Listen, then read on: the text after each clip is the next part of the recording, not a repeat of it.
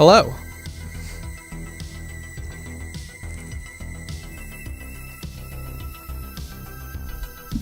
What is going on, guys? This is a professional YouTuber doing a professional YouTube show. That's right. Hope everyone's having a great day today. I'd like to say hello to everyone. Thank you so much for the sound check, Mr. Exquisite. I truly appreciate it. I've tried not to fiddle with too many of the knobs. I'm actually going to bring my levels up a little bit. I brought them down. Oh, too much. I brought them down the other day when I was doing the interview with Daniel, which you guys are going to get to see today. Or not interview. I don't want to call it an interview. I didn't interview him. We sat down. We just had a discussion. We just kind of BS'd as resellers, which was nice. We don't have enough like candid discussions. I don't know if it's because, I don't know. He's a little introverted and, we just don't talk much. It sounds weird to say, but I've had other people who've met him and they're like, yeah, he's a quiet guy. I'm like, he just doesn't have much to say to anyone. He just keeps it simple. So hello to everyone. Vertical AD first one here. Thanks for coming back again. I appreciate it. Money from Mars. I appreciate you coming home just so you could catch the show. That means a lot to me. Thank you. We got Joe 30725. Thank you so much for being here too. Mr. Exquisite, thank you, and good vibes. I think we've had a lot of really, really good vibes this week. It's been really nice.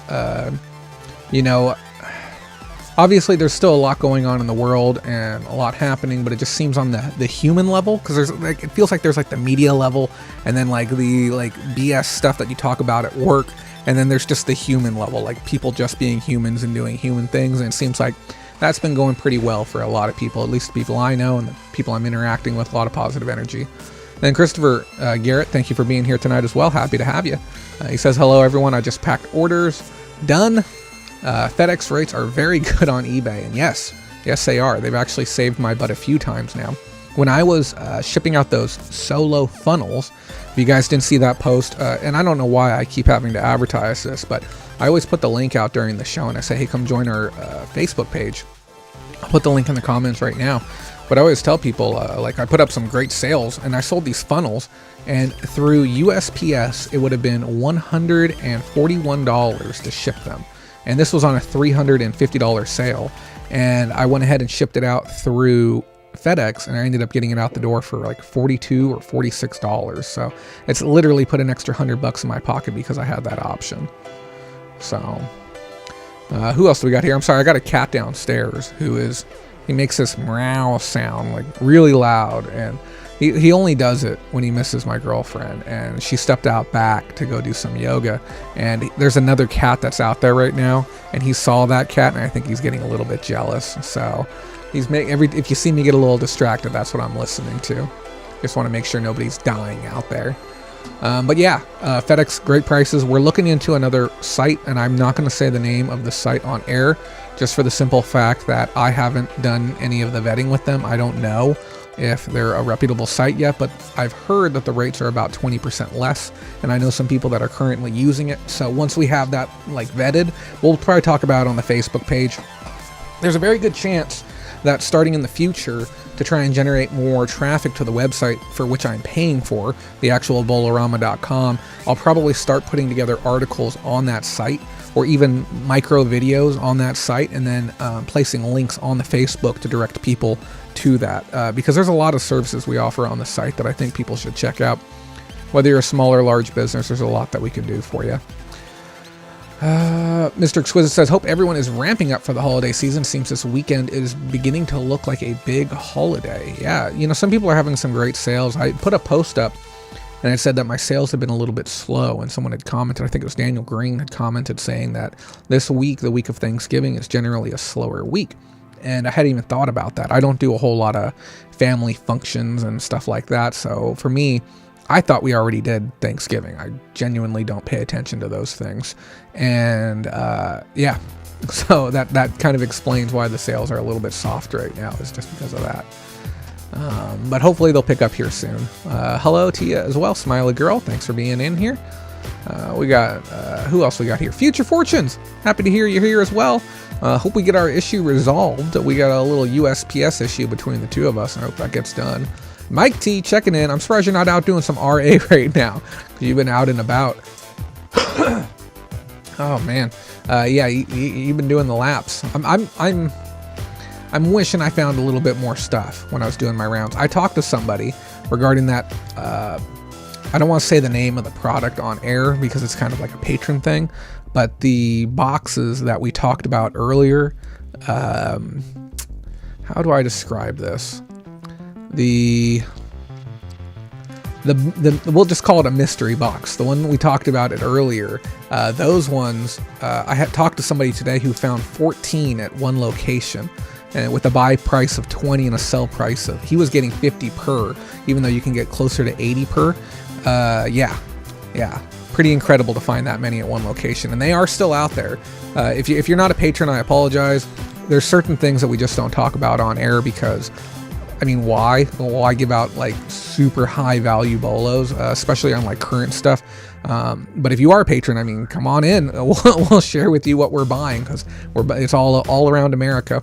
I went out to a Walmart yesterday and I bought 22 of a specific toy that I plan to make $20 each on after everything's said and done. And I'm going to invest all of that money into this desk. I'm going to be getting a new desk for myself. I have a new chair in the mail. This chair looks big and luxurious, but unfortunately, there's no points of adjustment. My arms, they're way too low. You see how my shoulders are slanted? I'm feeling it in my back more and more. So I got a new chair where I can adjust. It's a gaming chair. I'm really excited about it, and I'm going to be getting the matching desk for it as well. But I told myself I'm not going to just outright buy it. I don't feel like that's the right thing to do. It's because it's a lot of money. So I said I'm going to put in extra work last week and this week, and I'm going to do above and beyond. So days that I would normally go home, I'm going to try and hit 1 or 2 more thrift stores those days. And I'm going to try and generate extra revenue above and beyond what I normally generate so I don't feel guilty about spending $700 on a desk. But it is an adjustable desk, so I can just press a button, it'll go all the way up to standing height, and I can stand and work, and then I can bring the bad boy right back down again. It has power hookups built into the desk. It has it's like a smooth top metal finish with a full-size topper on top of it, and it has an LED ring around the entire thing as well. It's a beautiful desk, and I definitely can't wait to get it. But yeah, it'll be good. But I hope everyone's doing good out there today. Thank you so much for the 20 plus of you who've showed up so far, and hopefully we'll have a nice big show. You guys got any questions, feel free to drop them right now. Tyson Lee says, the one and only live stream that I would listen to. Currently in another live stream for class, but that could wait. I appreciate that, Tyson. And I'll be honest, there's a lot of great content creators out there. I do plan on making an homage video to some of the ones that have silently inspired me to try harder and make bigger videos and kind of go for a little bit more. But, you know, I appreciate you so much for tuning into this one. Yeah, we've had a lot of new people show up out of nowhere recently. People checking out the Patreon. I'll put a link up there for that as well. The Patreon's a great program. Even though we might not be doing the show moving forward, and I know I just said might, even though I said last time I'm not going to do it anymore. I have a thing about sticking things through maybe far too long. But we'll see what happens. We'll leave it at that. But I will tell you, this is the last one of the year. We are not going to do another reseller roundup this year, but you have my word. You have my word. We have videos coming out in December that will be standalone videos. I have a lot of them coming out, a lot of topics I'm passionate about, a lot of things I want to share with you. But we'll talk about what those videos are going to be here in just a second.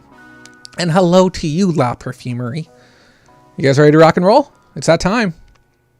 I'm not ready, but maybe another sip or two of coffee and we'll be there.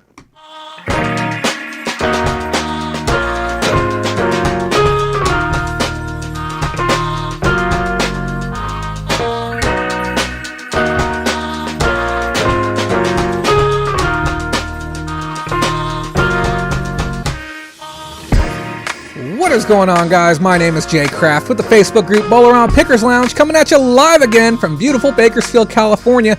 We have a huge show in store for you tonight, a whole bunch of everything. Tonight, my friend and guest, Daniel, will be here, and we're going to be talking about reselling related stuff. We did a little pre-recorded interview. I hope you enjoyed a lot. We're also going to be talking about postal rate increases that you're going to be seeing coming into 2021, proposed, but if you ask Darren, he'll tell you it's pretty much set in stone at this point. We're also going to be talking about investing in diversification, which might be a little bit of a fresh topic for some of you, but it's important, and we're going to talk about that probably after the interview. We're also going to be talking about a new discovery that I had within the eBay app that could potentially save you a heck of a lot of time. Somebody asked out if we could do a walkthrough on it, and I said sure. We'll see what we can do about doing a walkthrough. On top of that, we got my pickups on the week. I got a lot of items, and I am talking a lot. You know what a standard postal bin looks like. I think I have somewhere in the area of 1, 2, 3, 4, 5, 6, 7, 6 postal bins, and then a double wide laundry basket full of inventory right now. We will probably not get through all of it. And we may actually do like a patron only type stream to cover some of the extra items. I would love to do more exclusive content and stuff like that. I'm sorry, give me 1 second. My cat is going crazy. And I cannot focus if he is just going non-stop the entire time. So, as we get into things, again, I want to thank everyone for taking the time to be here. If you don't know, we have a Facebook group. I strongly suggest you come and join it. It's absolutely free to be a part of that group. We cover amazing bolos. I share my sales. We have great stories. You can post questions. You can learn more. Go check it out. Link is in the comments. Link is in the description. Be a part of a community. It'll help out a lot. I was actually talking with somebody this week. We do some consulting calls here and there, and I tell people, you don't have to give me your money, okay? If you just want to talk with me on the phone, 20 minutes, this call turned into 40 minutes. I say, if you want to talk to me on the phone for 20 minutes, we can take a look at your store real quick. I can give you some suggestions based on what I see. I've been doing eBay for, I don't know, 15 years now, and I might see something you don't see. Just getting some fresh eyes on the store can definitely help. But we also talk about different, sticking points. Tell me where you're stuck. Let me see where I can help you. But the group itself, no cost, free consult call, no cost. Sometimes it helps out a little bit, okay? Coming up here, I know we had talked previously how I said I'm never going to be doing the show again. I'm kind of having some second thoughts. I know that sounds wild. Hate me if you want, but I'm having some second thoughts. I talked with Daniel. He says, hey, you're getting a lot of viewers. You might want to reconsider before you go through and actually can the show. And I don't know, but I will say that this is going to be the last one of the year. Me and the girlfriend, we're going to be working on some new projects here soon. And she's agreed to do some filming with me.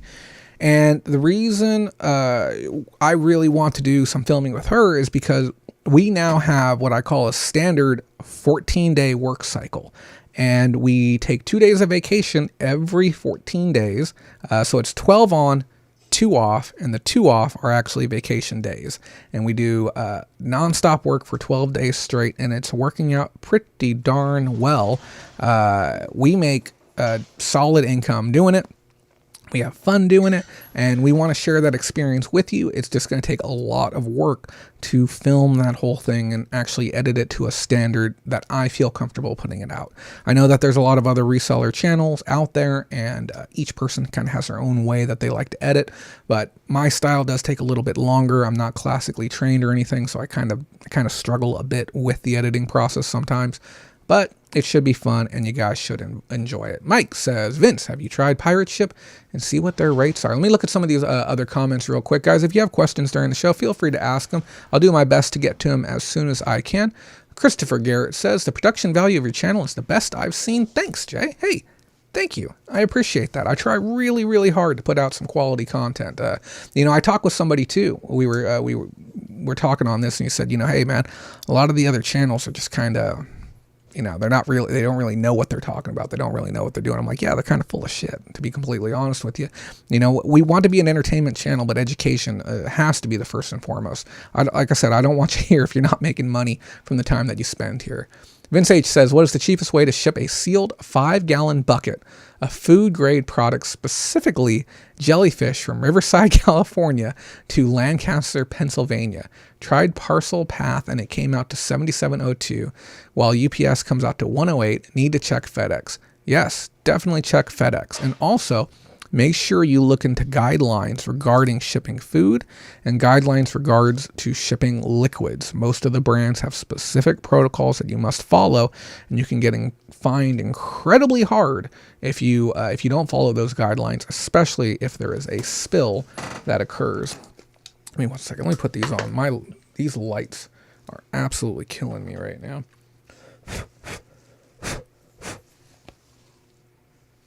Give me 1 second. Those of you who don't know, these are not prescription glasses. These just help knock down all the light that is shining on me. We have, I have 10 bulbs, 5 to my left, 5 to my right, and then we have a spotlight off camera here that lights up the shelf. And then we have 2 bulbs behind me, and it gets so bright that if I don't do this, I end up with a fat headache at the end of 2 hours, sometimes 3 hours. It kind of kills me. So, yeah, in other news, and before we get into the news, I also wanted to talk about some BOLOs. We've been talking about BOLOs during the pre-roll, certain items that you can make some money on. BOLO means be on the lookout. And to my patrons, we sometimes come across some really good deals, and I work with vendors and distributors to try and get great deals. And this is one of the items that I put out. You guys have heard me talk about Pokemon before. I had some Burning Shadows before previously on the set as an item that people should consider going after if they're looking to generate some money. And the price point that I bought those at previously was $86 a box, and currently they're selling for $290 on eBay.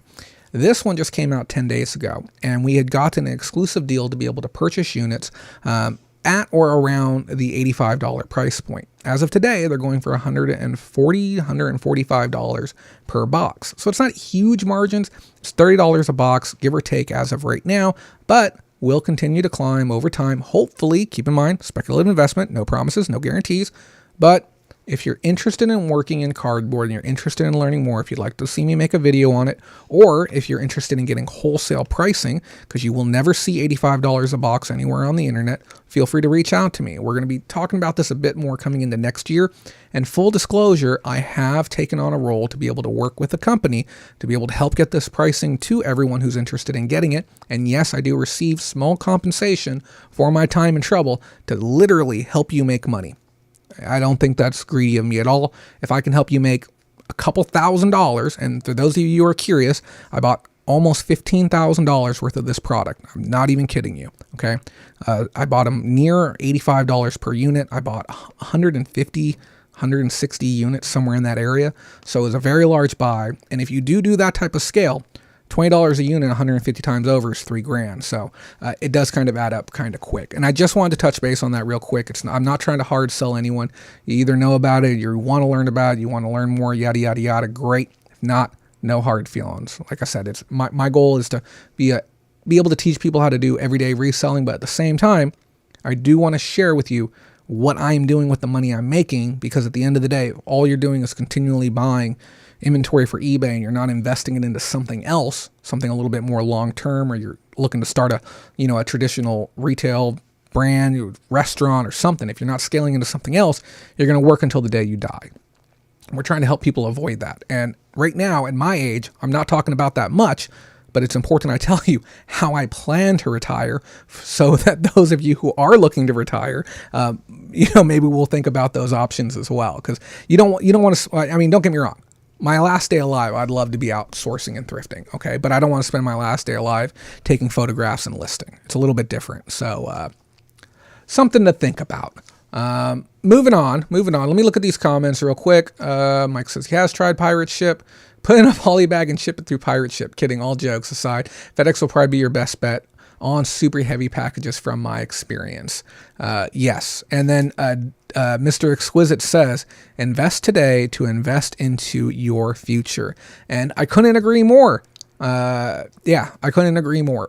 Money in the bank, and I always say this, money in the bank is worthless, okay? You might be getting 0.5%, and maybe if you're really lucky, you might be getting 2% return on investment. But, Pokemon over the last at least handful of years, or even cardboard as a whole, collectibles as a whole, has had better returns than most of the people who are working in the stock market. Most. Now, obviously, active day traders, that's a whole nother story.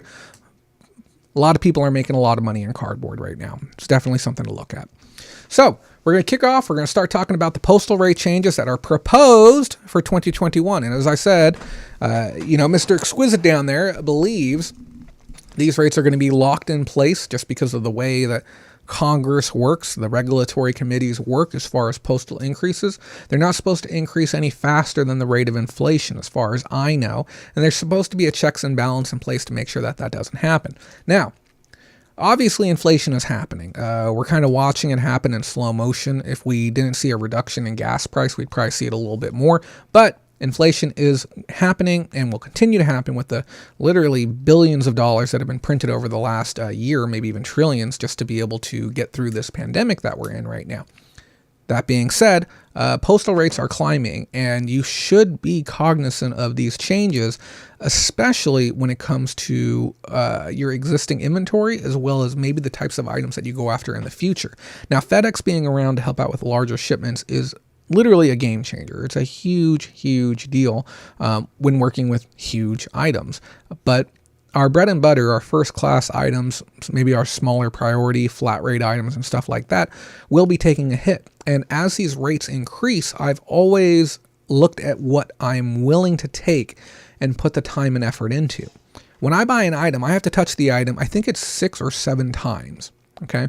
And at some point, during this whole process, I have to get paid.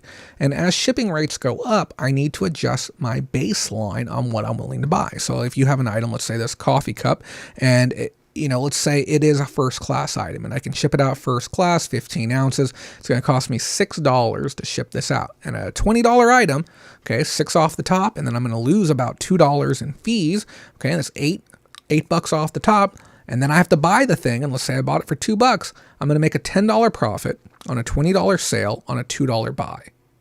Okay, so $10 left over. Is it going to be worth my trouble? Now, historically, I was buying items that had a min of $18, and I think I might crank it up to $19. I don't know. Each person is their own. I know some people who will do the work for $3 or $4. I have to touch it in the store. I have to touch it when I get to the counter, put it in the car, bring it home, carry it up the stairs. I have to touch it when I do my photographs. I have to touch it when I do my item prep. I have to touch it when I put it in the downstairs, touch it when I put it on the inventory shelf. I have to touch it again when I pack and ship it. And then I have to touch it again when I get to the post office. Okay. There's a lot of contacts and a lot of work to make a very small amount of money. So each person is their own. I know some people that won't list items under $50. That's fine, okay? But I'll tell you, my $20 sales pays my eBay bills every single month, and then I make a lot of money on my bigger items. But I like having a balance of the two. So be mindful of your existing inventory with these rate increases. Small flat rate boxes are currently $7.65 and planning on moving to $7.90. Okay, medium flat rate boxes are currently $13.20 and planning on moving to $13.75. Large flat rate boxes are seeing one of the largest increases, and they're going from $18.30 to $19.30. So a full dollar increase. It's a pretty hefty increase if you ask me.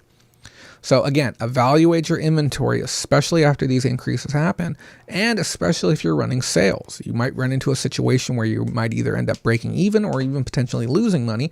And then also keep in mind that every item that you have online essentially costs you about $1 a year, even if you have your store and you're paying your store subscription. So if you've had an item online for 5 years and it hasn't sold, go ahead and add another $5 to your cost. So obviously we want to try and get something out of the items, end of life inventory, but sometimes you got to know when to pull the trigger on them. Packages weighing up to 20 pounds traveling to zones 1 through 3 will not see an increase. So items that are close by are going to stay relatively the same for items under $20. And then we're seeing a large increase for Zone 9. Now, Zone 9 isn't something that we deal with often. We're talking about like the Galapagos Islands, and we're talking about Cuba and those types of regions. But they're seeing about a 5% increase. Okay. Now on eBay, sometimes people can order items from those areas. It just happens. I don't understand why all the time, but sometimes it does. So be mindful of that. You may even need to add a little disclaimer in your listings, like explain like, hey, if you're buying from Zone 9, we got to charge you an extra 5% more, 10% more, whatever you want to do. On top of that, Commercial Base and Commercial Plus will now be the same in 2021. And there was, I believe, a slight difference between the two, but it's all going to be under the same name now. The maximum discount for commercial-based pricing compared to the post office or standard retail pricing is now going to be 17%. So I don't know how much of an increase we're seeing at the counter. I mean, they really don't need to increase it more than where it's at right now. But it seems as if, though, the margin between what we're paying with our discounted rates really is starting to creep its way up onto retail. Because on the tail end, the retail end of things, there's only so much that they can do, but they can really just continue to scooch this up. But it may get to a point where, I don't know, a lot of people might just reduce the amount of packages they're sending out. I know that sounds crazy, but if it just becomes far too expensive to do it, and then it's just going to hurt everyone in the long run. one of the big new things, and we posted about this last week, was an overweight, oversized surcharge of $100 will be added to packages that exceed 70 pounds. So those of you who don't know, USPS has a cap. You cannot send anything over 70 pounds, period. End of story. It doesn't matter what it is. Okay, if you have it over 70, you got to go through another courier. And I think that's partly because workman's comp and the way they have their employees set up that they don't have to lift anything heavier than that. Maximum weight limit, or if the package is over 130 inches in the length plus girth maximum dimension size limit. Okay, so if your package is too big or weighs too much, okay, you're going to be hit with a $100 surcharge. And it's not you that gets hit with it. It's the buyer, the receiver that gets hit with that fee. So if they want the package, they have to pay the $100 surcharge, which I'll tell you right now, this is the dumbest thing I've ever heard of in my life, because they'll just refuse the package. And guess what? Now you have an oversized or overweight package that has to deal with 2 trips, 2 of them. So the only way that they can really get away with something like this, as far as I'm concerned, is to do it the same way that UPS and FedEx does it, where they don't actually bill the label until the item has completed its delivery. So with FedEx, if you lie on your label, guess what? They'll catch it on one end, they'll still deliver the bad boy, and then they'll just charge you the appropriate price later. Those of you who don't know who are using FedEx labels now, it is important at the end of every month to go through your invoice, find all of your FedEx transactions, and make sure they match what you actually declared when you sent the item out. They are notorious for jamming up the prices on the back end. I've seen people get hit with $100, $200 bills that they should have never paid to begin with.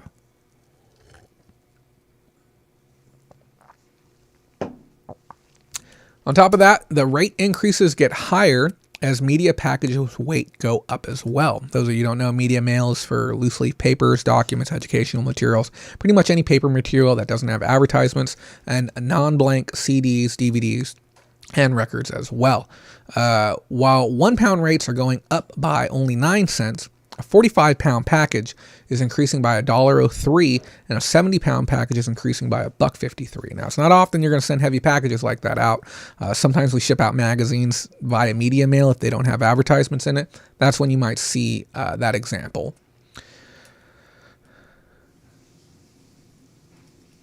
Yeah, Parcel Path is the brand that people are talking about, but again, we have not vetted this brand. I'm not personally going to recommend Parcel Path to anyone until I've looked into it. FedEx is available through eBay currently, okay, as long as the item qualifies. I would recommend using eBay for the time being. It's a negligible difference as of now with the price difference. So that's the big news type stuff. We also got some tiny bits of news.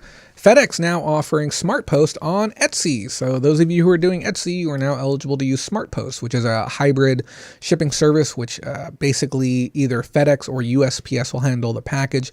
I think it's whoever gets to it first or whoever wants to work with it will be able to work with that package. On top of that, Amazon adds to Prime discounts. Amazon adds pharmacy to their Prime service. So if you have Amazon Prime, or if you consider getting it, now you can actually get your prescriptions done through Amazon, which is kind of nice. You can see them, you can manage them, you can pay for them right there. They'll deliver them out to you. You get your 2-day shipping on top of that. I think it's kind of amazing that for $120 a month, you get all your orders with 2-day shipping. Now, I personally don't use Prime. I don't order enough through Amazon to justify it, but I can see it being a pretty good value. And then the last bit of news that I wanted to talk about, and this is something that kind of boils my blood just a little bit. eBay has now done a partnership with, I believe it's pronounced Bulk, B-U-L-Q, okay? And there's another company that's in the mix as well. And they're making bulk listings, B-U-L-Q, available on the eBay platform. And they made this really fancy looking video, which I'm not going to show here, but I plan to do a dedicated video on this topic. And basically what they have on offering is returned items loaded up inside of a box. They give you one top-down view of the box, and then in the description, there's a manifest of what's included. And I'm already angry that they're allowed to skirt the rules because they have the listings marked as used, but below that in condition notes, it says items might be broken, missing pieces, non-working, no guarantees on this, that, or the other. It's being sold as is. And I'm like, how do you do that? Okay. Is it working or is it not working? Because I'm being held to a certain standard where I need to tell people if it's working or not. Now, the manifest says what you're going to get, and it has what they believe the original MSRP is on these items. And the idea is that eBay is helping you buy bulk items, and then those items come in, and then they help you generate the drafts, okay? And then you just go through and you complete the rest of the work. And then those drafts go online, and now you can just quickly source from home. I want to say this right off the bat. Most of the stuff on bulk is absolute garbage, not worth working with. Now, the people at bulk aren't stupid, okay? They're not going to list up items that they can easily flip themselves. They have their own e-commerce setup. They have their own stores. They have their own accounts, okay? They're literally selling the scrap that they can't sell, okay, or the scrap that they're not allowed to sell, okay? You have to be mindful, too, of related Vero issues. They'll sell you stuff that you're not allowed to sell on eBay, period. Okay, and they'll sell you absolute garbage, stuff that's broken, and they know what they're doing. This is what really upsets me, because in a sense, it preys on people who don't know what they're doing, who look at it and they're like, wow, I'm getting $1,500 worth of merchandise, and it's only costing me $300. Now, what a deal, okay? But the reality is that after you pay for fees and after you pay for shipping and after you actually list it at a competitive market price for what it's worth, you will be lucky if after doing 30 listings, you make $50. Most of you who decide to try and go for this are going to break even. And the rest of you are all going to lose money when these items don't actually sell through. A lot of people are going to lose money doing this. Okay. So I cannot stress this enough. Do not buy these boxes from bulk. You will lose money on them, okay? And there might be a diamond in the rough. There might be one box out there worth it, but I'll tell you, we're not going to get it. Okay? It's not going to go to us, because you're literally saying that I think a company that is literally professional resellers flipping goods out online may have missed something, and everyone else on the internet who has access to these listings may have also missed it, and I'm going to be the one who's going to get it. Nope. You're going to spend your entire afternoon looking through manifestos, and then you're going to not end up buying anything, and you'd be better off just going to the thrift store and spending 2 hours flipping through the garment section and finding your profits that way. I cannot stress this enough. Do not buy bulk boxes off of eBay. It is garbage, and it's frankly disgusting that they're offering them to buyers and sellers this way, and letting them believe that they're going to make this great money and this great profit. Okay, the company's been hurting for a while, and it frustrates me to see this happening. But I'm going to do a dedicated video on it, because I'll have more of an opportunity to get angry about it when I'm not on air doing this. So I want to go ahead and transition into our next part. That's pretty much our news for the day. If you have any questions, as always, feel free to ask. But up next, we are going to do a discussion with Daniel. It was shot right here. We basically tilted the camera. I wanted to do a studio setup. I'm not going to lie to you, okay? I really wanted to bring everything downstairs, set up a nice little studio space.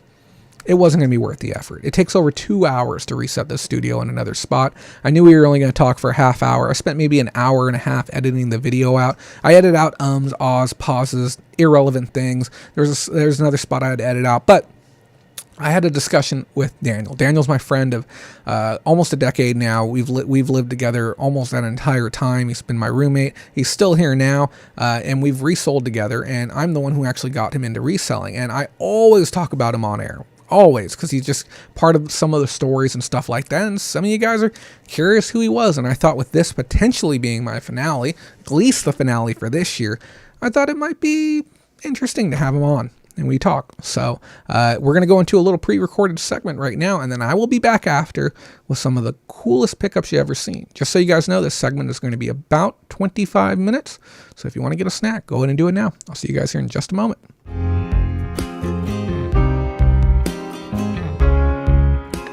What is going on, guys? My name is Jay Kraft, and I am here with a very special guest. This is my friend of probably almost a decade now, fellow reseller, and just all-around good guy. This is Daniel. How are you doing Hello. today? Pretty good. So you Hi. might not know this, but I talk about you often on air because we're constantly going picking together and we're looking for items. But I don't know. How would you introduce yourself to people? Like, who are you?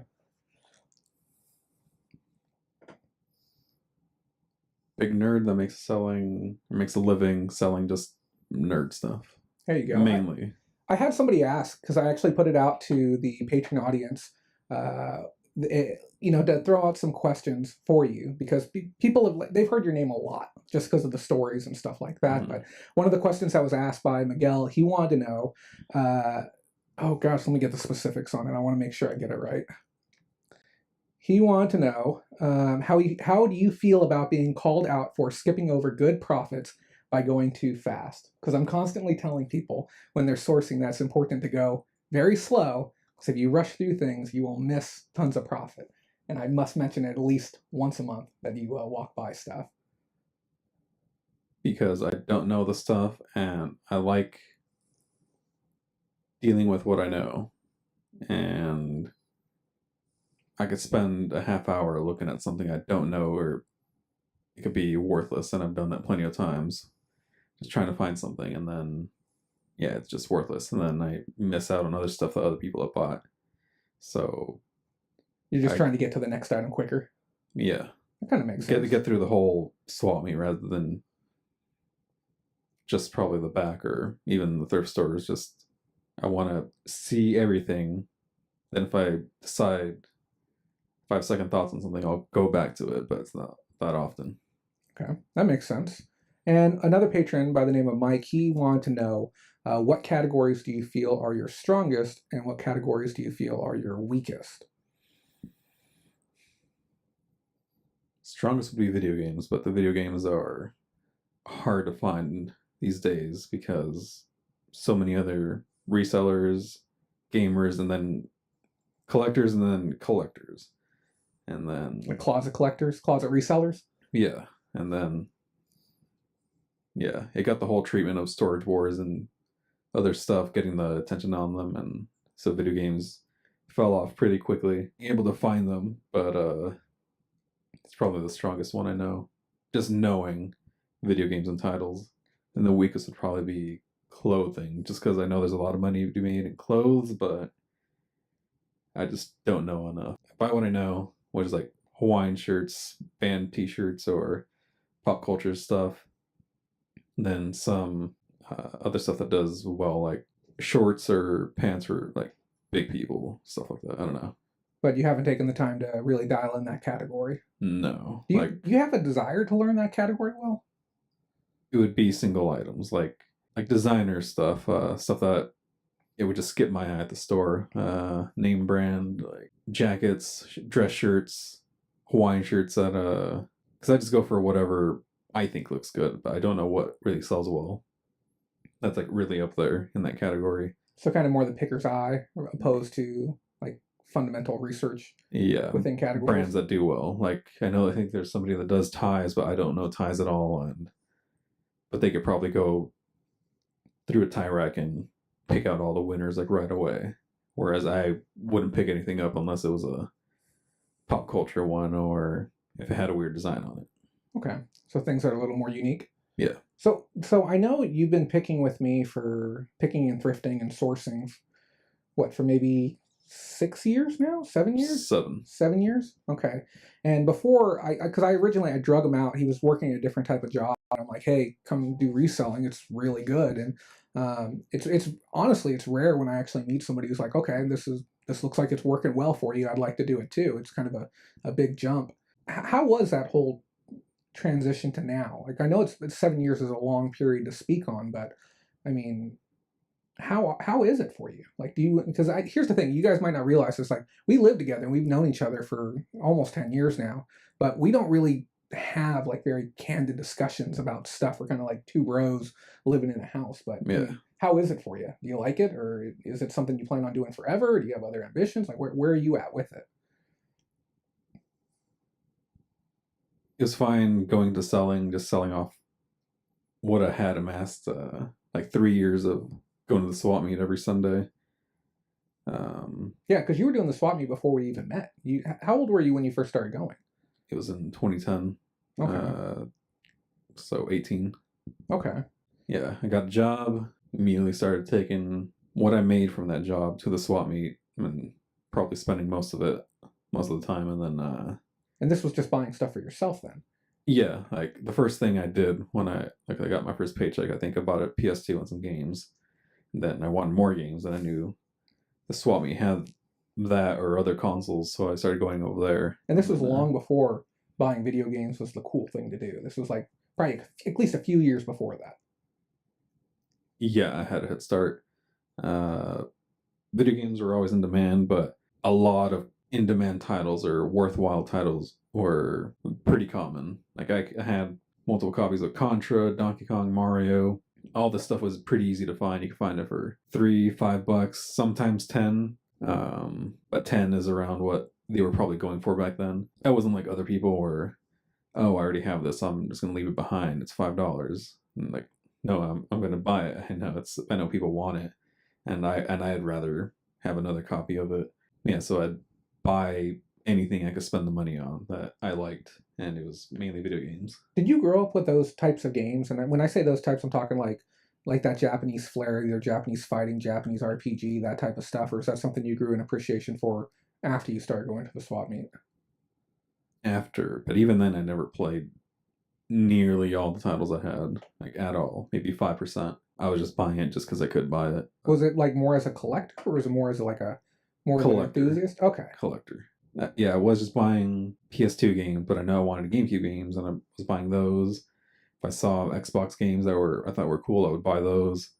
I didn't have the consoles though, but I would still buy them. And then once I did have the console, I would start buying games for those consoles. If I knew it was a $20 title, but I could buy it for $5, I would buy it, and that would be for any system.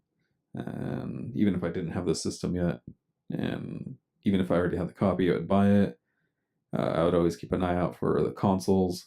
But yeah, back then everything was pretty common. Not just that, but even like other collectibles, they would show up pretty often. I would buy just stuff that right now I wish I could go back and just hold on to or whatever. But back then it was just showing up every week at the swap meet. What type of collectibles? Like what type of goods? Lots of figures, anime, clothing, Pokemon cards out the ass, and just other stuff that really doesn't show up anymore just because it's been bought up or people have it in their collections already. Just the older stuff from like the mid 2000s or 90s, like it's all going up. People that are selling it are people that bought it a short while ago or whatever. Let me ask, you've learned a hell of a lot of categories since you started. You know, I see your variety, it's pretty damn decent. Is there anything that's like really surprised you as far as like reselling is concerned? Like, I can't believe I'm making money selling this type of item, or I can't believe that this was actually worth so damn much, and like somebody followed through, paid for it. I shipped it to them and they left me a positive feedback. I was talking with M the other day about those goose outfits. We were telling our parents about them, and you know how I made over $1,000 in selling goose outfits last year. And we're talking like goose outfits for concrete geese that you would put on your front porch. But do you have anything that's kind of out there like that? Plush sometimes, but I could understand it just because if it looks good, it looks good, and it could be worth the money. But I'm still astounded by how much people pay for some plush. Again, it's a decoration thing, but still, stuffed animal selling for that much is crazy. But like the type we're talking like $100+ yeah, sometimes for certain stuffed animals. Plush. Yeah, I think I've sold a couple plush that are worth over 100, and have one right now that's listed at 130, and sold before for like 90 or 100, but I'm just holding it for the extra 30. Oh yeah, very hard to find specialized collectibles that only the very hardcore fan base would want. Like in which way? The Sonic Avon top things. Oh God. Yeah, like I sold those. I sold 2 of them, and it's a top for a makeup container, right? Shampoo bottles. A shampoo bottle top that has like Sonic characters, like Sonic the Hedgehog characters. So it was Sonic the Hedgehog and another character from the cartoon they had in the 90s, and that character has like almost zero merchandise at all. and that was one of the few items that where it was like kind of like a figure. It was like a finger puppet or something, and it was only available from Avon. Or Jay saw them first, but I didn't know, or he didn't know what it was, I think. Had no clue. And yeah, this happens sometimes. This is kind of what he was talking about earlier, where you can see something, and I don't know Sonic collectibles, and I know you've worked with a lot of the plush. I've seen you work with those and toys and other stuff. I looked at it, I'm like, I think this is outside of my wheelhouse, and I walked away from it. Hmm. So there was a Sesame Street Playhouse thing. I remember that. And they were just random toys in there, but then there were those two Sonic things. I didn't know what they were at first until I turned them around and they had holes in the bottom, and I thought they were, just finger puppets. Then I saw Avon on there. I was like, oh, okay, Avon's like a MLM brand or whatever it is. And then I looked them up and I recognized the other character. So I looked at it first. I couldn't find any except for some people selling the brand new bottles for like over $1,000 or whatever. Over $1,000 for one of those bottles. Asking price, but holy cow! But still, and then but what surprised me is all those other listings had tons of watchers on them. I think I had it up for maybe around a month or 2 months, and then I got an offer. I had them up for like $200 or $300 or best offer, and then somebody sent me an offer for $100. I declined that. Then they asked me what's the best I would do, and I think I was saying I could do $150, but I'm not in a rush to sell, and they offered $140, and I just accepted that. And it was to somebody out of Austria, I think. Yeah, that's absolutely wild. Now, when you bought it, it was this whole playhouse. Well, how much did you put into it? How much did it cost you? $4. $4. Yeah. See, I remember seeing it. I remember this. It was the Salvation Army over here, wasn't it? Yeah. Yeah. I distinctly remember seeing it, and then I remember seeing the Sonic. And every now and then, I'll see like a certain category of items. Sometimes it's Sonic, sometimes it's other things, and I'll just kind of like, here you go. But that one, I looked at, and I certainly didn't have the knowledge base necessary to be able to slow down, try and figure out what it was. And I hate throwing money away, so I didn't even want to gamble the $4 on it. But that's a pretty neat one. Can you think of any examples where you've had? You looked at something and you're like, man, I'm definitely going to make money on this, but then you ended up like literally just balling it up and throwing it away. Some clothing, like it could look really well, but then you come home, you can't find anything on it, and you list it up and nobody wants to buy it. You lower it by 70-60% and still doesn't sell. And then are we talking like pop culture, like really nice graphics? Or are we talking like dress shirts? What sometimes, yeah, like pop culture ones. And then I remember having this Coca-Cola apron. I thought, that's an easy $20, but no, there's so many Coca-Cola aprons out there. And I got a fishing apron that's been online for 5 years now, but not enough demand. So yep, it just went to the free bin, I guess, during a yard sale. Yep, that does happen. I always talk with people about the importance of supplementing your reselling work with something else, just because I don't think that everyone should do this till they die. I definitely think they should take their revenue and apply towards something else and grow something bigger out of it. What are you working on the side? And I'll be frank, I know you do some streaming, but I'm not even fully sure exactly what you do with what you do. So I'm genuinely curious myself. And we have a visitor as well. Trying to sneak into here.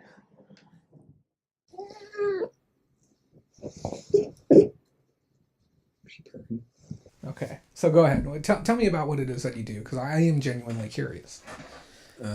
Just aside from reselling, I mod consoles, and then people can play like their own games on there without having to use their physical games. It's like backups. That way collectors are able to play that $500 game without constantly taking it in and out of the console. Might do that on the side, but not as much as before. People are moving on to like the latest and greatest consoles where there's just not enough people wanting to go back and play the older ones. Aside from that, I did start streaming. I was streaming maybe whenever that South Park game came out. South Park's what's it called? Phone Destroyer. Phone Destroyer. It was probably about what, 2 years ago? At this point, I think 2017. I don't know. Wow. I don't remember. But I started streaming, I think, when a mobile game came out.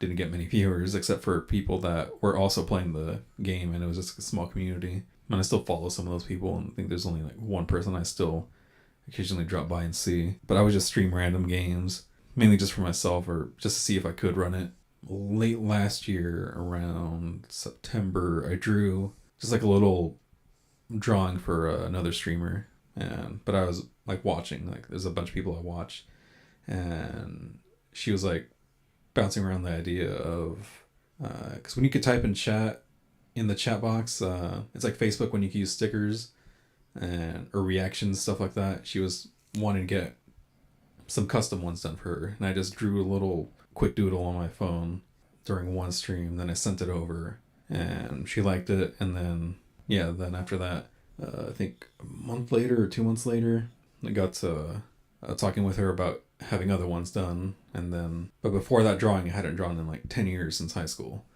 And it was just something I did on my phone. I managed to find a drawing tablet at the Salvation Army for pretty cheap, and then I started messing around with that.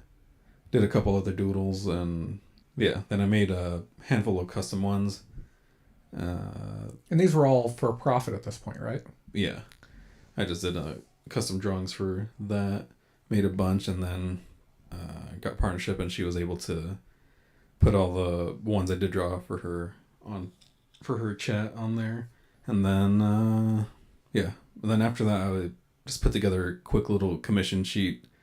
I made a couple other just free ones or fan ones for a couple other people, put them on there too. They liked them. One of them is been a repeat customer too, and since then sometimes I would stream, if it wasn't gameplay, I would stream my drawing process. Don't do sketches live just because that's really long and monotonous, just trying to figure out what idea to draw. But I do stream the line art and the coloring. Depending on how much I draw, it's a couple hours a stream, and then I'm just there. Then it's usually the fan bases of the people that I'm doing the commission work for that come in and watch. And I'm just there listening to music and talking with them. Where can people find you if they want to come watch your stream? Because I'm sure there's somebody out there who's done some art or who's a little bit curious who might want to pop in and see what you're doing. Yeah, I'm not professional. His work is surprisingly good, and I'm not just saying that to for someone stroke his ego. It is. I'll put something on screen. I'll put it right here. But his work is surprisingly good. Like, it really impressed me the first time I saw it. For someone with no fundamentals learned or training and all that, I know I'm better than the average person that doesn't draw. Yeah. Oh yeah. But I don't have the fundamentals down. I don't have color theory or anatomy, any of that stuff down. It's just like cartoony stuff I like drawing. But other people like it, so that's why I do it. There's a lot of artists out there who don't ever learn the fundamentals, and they learn how to make what makes them happy, and rather than maybe trying to make what other people want, they just make the stuff they like, and then the people who like that stuff just find you. And that's how it's been mainly. Yeah, that's pretty awesome. So is that like the next step you'd like? Like, if you had the opportunity, like if somebody said you could leave reselling and you could make just as much money doing art for the same amount of time and effort, would you take the jump? Yeah. Really? Like, I wouldn't stop reselling just because it's if you had to such pick, easy money. If you had to pick, like if you said, okay, I'm only allowed to work 20 hours a week. It's either going to be reselling or it's going to be doing artwork, but they're both going to pay the same amount. But I can only pick one forever. Would you leave reselling to go art full time? Yeah, it'd be art. Really? Okay. Yeah, because you just do it anywhere, even if you just had a pen and pencil, but a camera, just to be able to do commission work for people. Because everybody out there will like a custom artwork piece done, like pretty much all the time. Whether it's just for fan art for something they like or themselves or something else, people will pay up. What's the most expensive piece you've been commissioned to make? All my stuff has just been flat rate. Okay. But I had one where I got commissioned and she paid me double just because I had it done pretty quick, I guess. But that was like an overtime one. It took like almost 2 days to get done just because, not full 2 days, but still like sketching it one day, then coloring it in and shading and line art and stuff the next day. But it was a pretty rushed job, but I did okay on it. Usually I could get one done, in just a couple days or whatever. The biggest part is having how they want it to look, like the sketch part. I think the sketching is what takes the longest part, just coming up with the idea of how it's going to look. That makes sense. I appreciate you sharing that. I guess back on the topic of reselling before I let you go, because we've been on here for a little bit now, but you've been reselling 7 years. You're looking to transition out of it at some point, I'm sure. Now I know. If possible, you'd like to transition up and out, or maybe do both. For the rest of your life. Reselling's such easy money, though. It is. Oh, I'm so sorry. It is exceptionally easy money if you're set up and you're equipped and ready to do it, and you have all the infrastructure and all that good stuff, which is nice. And you take the time to learn it and you take it seriously. Some people, they kind of donk off and they never learn the fundamentals. Kind of like with the art thing. If you don't learn the fundamentals, you're only going to go so far. Same thing with reselling. But you've been at it for 7 or so years now. What would you tell somebody who's getting going on it? Like, what are some like valuable lessons you feel you may have picked up along the way that maybe you would have liked to have known day one, month one, year one? Well, it's kind of different with me just because I was already buying stuff, just not selling it in the very beginning for like 3 years. So yeah, I would buy stuff I know had value, but I would just keep it in my collection. So I think I'm different there. So I was already ready for knowing or buying for the value or the resale aspect of it. Yeah, I was just doing one portion of that, just the buying aspect. But then when I did start selling, it was video games, but it was also other items that I was picking up that I would see stuff out there that I could maybe sell that, or I could maybe trade that for something. But I think the biggest thing was finding a musical instrument, buying it for $5, selling it for like $2.80, just on Craigslist, like pretty quick in the same week. So you're saying have a little bit of luck? No. I mean, is there some like overarching theme that's like man, I wish I these are like some tenets to success within like reselling that like means something to you personally? Just because you wouldn't buy it doesn't mean somebody else wouldn't buy it. That was one thing. Because, when you resell, everybody's going to have those couple items or handful of items or a bunch of items that they personally would never spend the money on.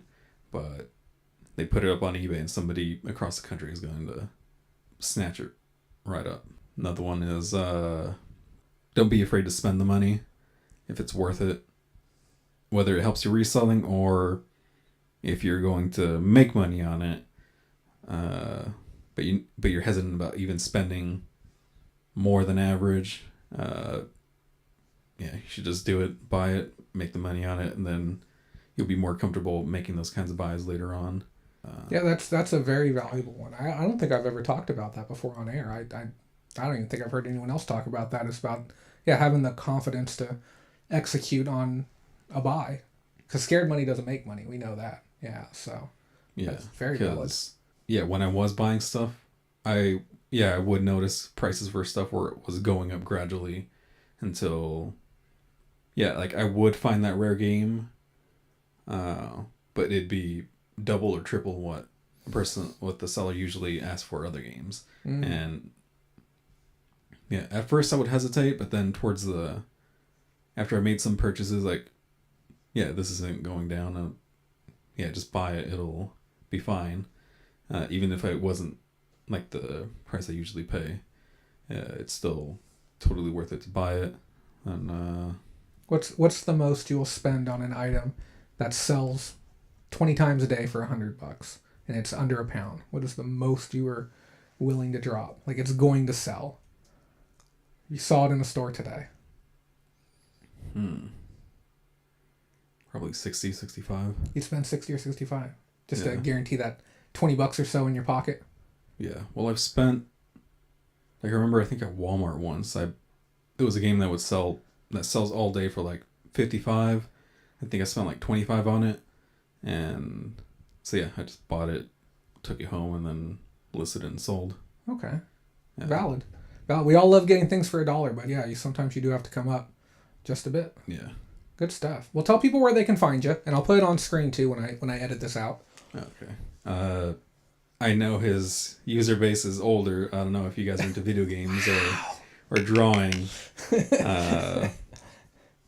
Uh, I know Twitch is a whole other thing. Maybe for your viewer base, it's mainly video games or talking. I tried to get everyone on the Discord, like and there was mutiny. So it's it's Discord is so great. It's far superior to Facebook group chat. Yeah, it is amazing. You can upload pictures just as easily on there. There's little voice channels you could join in at any time. You could share video on there pretty easily, and you could join like multiple ones for anything and just go back and forth between all of them. Gotta get on the Discord one day. But yeah, where can we find you on Twitch? And I'll put it up here so that way people can do it that way. We'll put a link in the description too. He does not want to be found. We had a little off-air discussion. So if you find him, you find him. If you don't, you don't. So like he'll show off a couple of the drawings I've made. They're good. But I try to keep the online. I got 2 different online presences. The one for reselling and then one for just gaming and art and Twitch or whatever. And yeah, it's just more of a if you prefer to share either of those, we'll put them online. He gets some cool items.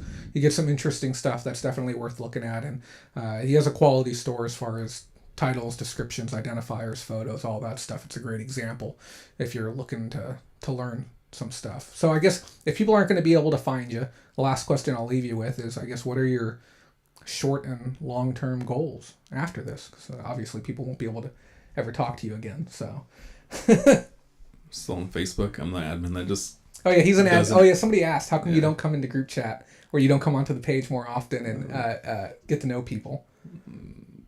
I'm busy with other things, or it looks like everything's fine without me. If I see reported stuff, I'll check it out. No, I'm saying on a friend level, like, people want to get to know you within the group chat. They're like, why doesn't he show up more often? Just life. Yeah, that's it. I'm busy already with there's a lot of other people, not a lot of other people, but there's already like other friends. Your other communities. Yeah, other communities I'm involved in online, and that takes up like the rest of the time. Yeah.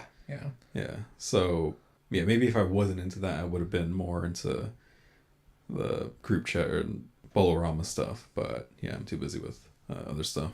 So for your future, amping up reselling because it's not stopping anytime soon.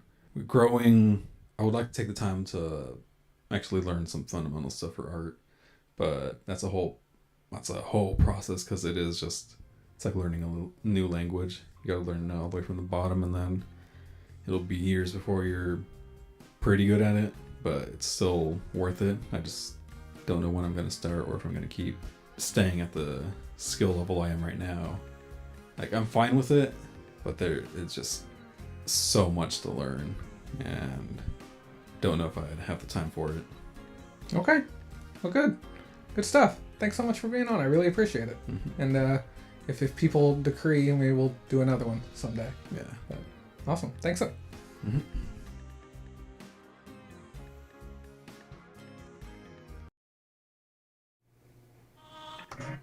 There we go. I'm back. Sorry, I was having some issues with my stream deck. But yeah, thank you again to Daniel for being on air with me. It was an interesting interview. I did trim some stuff down just for ease of viewing. I know some people are against jump cuts, but I promise you it's the best way to go about digesting information sometimes.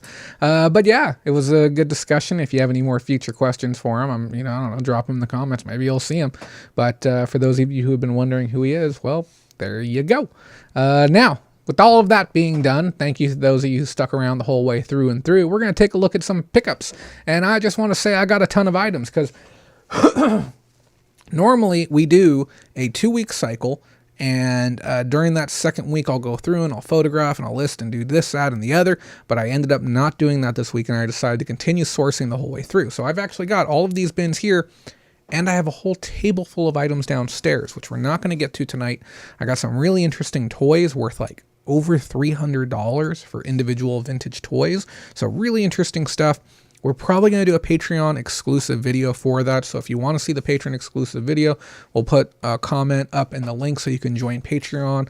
You know, I know it's kind of, some people hate it, like put stuff behind a paywall, but just please keep in mind, time, money. I could be sourcing 2 hours at a thrift store. I'll make a couple $100. So I'm just trying to get something for my time doing that. But now, without further ado, we're going to look at some items. I promise you're going to be blown away with some of these pieces, and you're going to learn some new categories today. I don't always say that. Sometimes I say they're a little bit stale, but you're going to learn some new stuff. We're going to kick things off. We're going to kick things off pretty hard, and we're going to talk about a category that I had considered investing some pretty sizable amounts of money into for short-term and potential long-term speculative investing, and I happened to stumble across some very nice pieces in the wild. What are we talking about? We're talking about cold Starbucks tumblers. This is an item you need to get familiar with now, because you will find these at thrift stores. Now, normally they have a straw coming out the top, usually a colored straw. You can get the replacement ones, no problem. Now, if you look at this, just right off the bat, now this cup originally retailed for $16.95. That was the cost at the store. This cup is worth $80. 80 American dollars for this one tumbler. Now, Starbucks has made, I don't know, a couple hundred different designs. And if you think Ray Dunn is a category that you should be investing into, you're foolish. Ray Dunn is going to be a category that is going to die hard. And it's because they don't understand managing supply, and they don't understand how wallet fatigue works. Okay. Ray Dunn is doing the exact same things that crashed Beanie Babies, and the exact same thing that's going to crash the Pops market. They're producing too much stuff. Starbucks comes out with a couple of these every month or 2 months, and people are able to keep up with it. Plus, when you buy your Starbucks coffee, you earn points. And if you buy Starbucks a couple of times a week, as a lot of people do, you can get one of these every month. So it means that the product is coming off of the shelf every month. So there's a bunch of different designs, and you're going to have to look up the designs as you find them. This is an $80 cup, and I bought this for $1 at a yard sale. Keep your eyes peeled for these. They come in a lot of different colors, pinks, clears, whatever. The solid clear ones, not worth much. These ones, worth money. And when you go to a Starbucks location, look on the shelves. You can find old ones that are there. You can find limited edition and special ones still at the stores. Now, the next one I'm going to show you, bought it from the same yard sale. I also paid $1 for this one.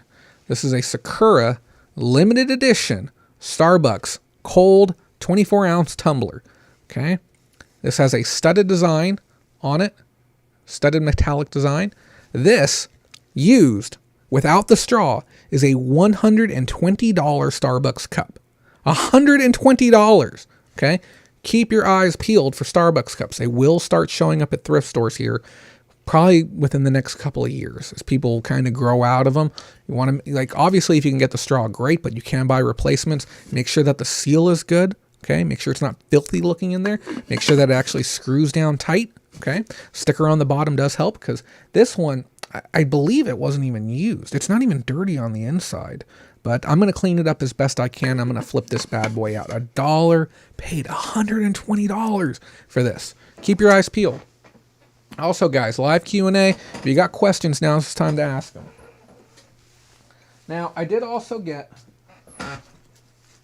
2 other Starbucks cups from another yard sale. I paid 50 cents each for these. They're not worth much, okay? I don't know why I didn't look it up first. This is a Dallas Starbucks Co. These are not the same as the You Are Here cups, and I just assumed, made an assumption. You know what happens when you assume, right? I just assumed that these were going to be of the same class and caliber of the other ones, and at 50 cents I said, sure, whatever, okay? I've got New York. New York might be worth more than the Dallas one. Again, I haven't looked them up. The girlfriend said they were around $15, so they're over £1. I'm not going to be listing these individually, maybe as a pair, maybe if I find a few more, who knows, but yeah, you don't win on all of them, but I won on the other ones.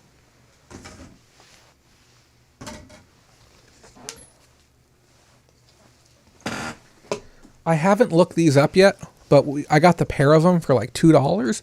This is Melissa and Doug, and these are puppets. They have their little wooden sticks with them too. I think on Mercari I can get at least at least 18 bucks for the pair of these. Play toys do really, really well on Mercari, and that's the reason why I scooped these up. I have the beautiful girlfriend helping me out with Mercari, and I just snap the pictures and send them to her, and she gets them listed up. It's great. So when I see stuff like that that's really, really clean and things that I think kids would enjoy playing with, I just go ahead and buy it, especially if they're cheap.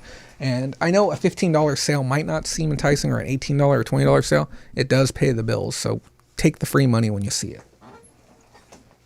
I didn't look this one up either because I didn't feel there was a reason to. This is a Love Betsy, Betsy Johnson backpack. A very, very cute piece. If I was a gambling man, I would be surprised if this used was worth less than $30. It's probably going to be closer to about $40, just based on what I know of nice bags. I did a little bit of cleanup on this. All the items that are up here I've already pre-prepped, so it might mean like a wipe down, trimming of loose strings, spot cleaning is necessary. I do all of that before I bring them up now. Great piece. I think I paid just a couple of bucks, but it does say Love, L-U-V, Betsy, B-E-T-S-E-Y. That's certainly something you're going to want to look out for. But again, as a picker, you're not going to be able to remember every brand. That's natural. You just really want to look for finish, feel, quality. Does it feel chunky? Does it look like it was something that was produced cheaply in China? Yeah, you want to find, as Smiley there says, Smiley girl, thank you. She says, cute backpack. You want cute, adorable. Branded or unbranded, this would sell on Mercari. I could get $20 for this as a cat unicorn backpack. But again, I did not look it up. I just didn't feel the need to. I think I paid $3 to $5 for it. It was very, very cheap. Picked this up at a yard sale. I think I paid $1 to $2, and the unit is in here. Right there. And this is Catchphrase Uncensored No Filter. This is a $30 electronic game. Now, not all electronic games are going to be good, but you should probably be looking them all up every time you see one, especially if they're already working, especially if they come with the box. $30 bill on this one. I paid $1 for it. And somebody commented the other day, they're like, yeah, it's not like that, where you're at out in California. And I'm like, everyone has yard sales, okay? Most of the inventory I get now comes from yard sales. Every town has thrift stores. And we're going to be talking about here at the end of the show, how we do our wrap up. We're going to be talking about how it's really time to work right now as we come into Q4. And one of those things is making sure you get out there and you're going to your yard sales and you're going to your thrift stores every single week, because you can't have a quality and outcome. You can't get J-Craft results without a quality of effort. You have to be putting in the same amount of effort if you want the same amount of results. Or preferably, you put in the same amount of effort and you get even better results. I'd be thrilled if you made more money than I did doing this. Couple other no-brainer smalls you don't need help on. Brand new sealed games called Smart A ***. This one here has a scan-in price on Amazon. You make about 18 bucks. Girlfriend said this is a horrible game, so I'll be happy to see this one go out the door. Paid 50 cents to $1 for that one. And then I was really surprised to actually come across this. This is a Mad Catz Micron. This is a smaller controller for the PlayStation 2. And brand new controllers, off-brand even, for PlayStation 2, as long as they're not the crummy ones made in China. This is branded, so like Mad Catz, Pelican, obviously name brand Sony. Those types of controllers are really going to do good because they had a presence during the time the item was out. Okay, they didn't have a later presence. People bought Mad Catz who couldn't afford the name brand, or maybe the name brand wasn't available, or maybe they didn't want the name brand. They wanted the blue controller. And they grew a liking to it. It's something that they enjoy. So when they come back to it, the collectors come back, they want this official third-party product. This sells for around $40 to $50 brand new on Amazon. Just give you a little bit of a closer look at it. Obviously, you want to make sure there isn't like damage to the actual controller because it is exposed on an item like this. Where was I? I was somewhere. I think I was out having lunch out of town with a friend, and the girlfriend decided that she was going to go out and do some sourcing on her own. And I'll be honest, I was genuinely impressed. I did not expect her to do that. So she went out and she started doing some sourcing, and she found a couple of items while she was out there. And this is one of the ones that she found, and I think it's really damn cute.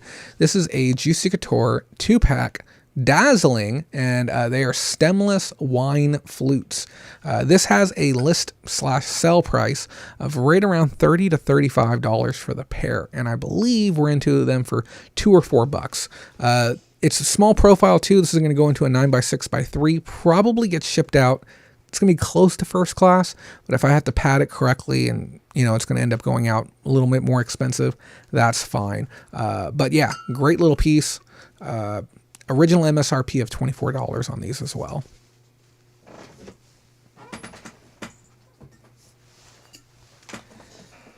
We also found this. This is a really cute Build-A-Bear, and I just want to say as a whole, again, stop buying Build-A-Bears, just general Build-A-Bears, because they're not going to be worth anything. So if you see a Build-A-Bear that has virtually no markings on it whatsoever, generic dog, generic bear, generic cat, they're almost always going to be worthless. You really want to look for specialty pieces. They got the new Harry Potter lineup, the Pokemon lineup, the Star Wars lineups. Those can generally be good. This one right here is a limited edition Cinderella bear. And you can see from the feet, this was the giveaway. Without those feet, it's generic blue bear. With the feet, we now have a $35 stuffed animal. Okay, so again, specialty ones within the categories, even dying categories such as Tupperware. Tupperware is a dying category. Pyrex is a dying category. Even within some of those specialty categories, the premium stuff within those categories is going to continue to do well. There was another category I was talking about earlier today. Where was I at? Where did I go today? Oh, I was talking with somebody. Babe, where'd we go today? I can't even remember. But yeah, there's a lot of categories that are dying. Just be mindful. Stuff that you might have bought a year ago isn't really going to be worth buying again. We got this other item here, another one. This is a small Yeti. I think this one's called a Rambler. I'm not positive, but it's brand new. It was given out as a promotional item for an event. This holds about a glass of wine or probably a can of beer, give or take.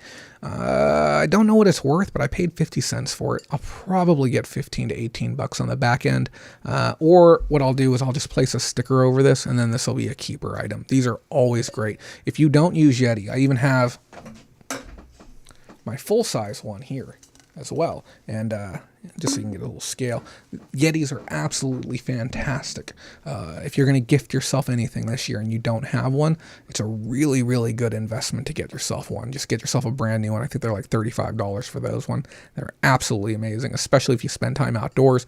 If you fill that with ice water today, it'll be cold tomorrow. I'm not even kidding you.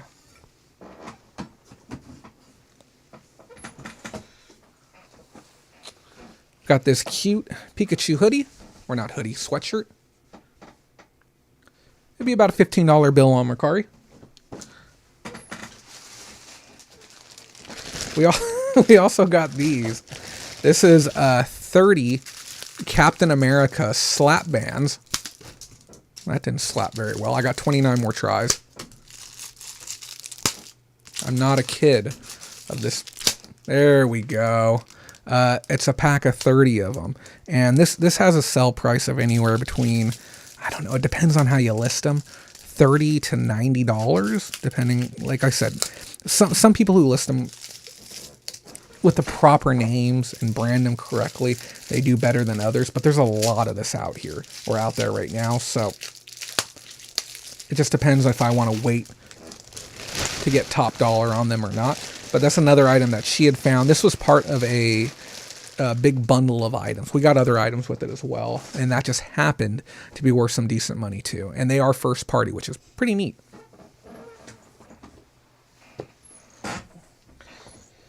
We've been scooping up a lot of this small, kind of simple plush.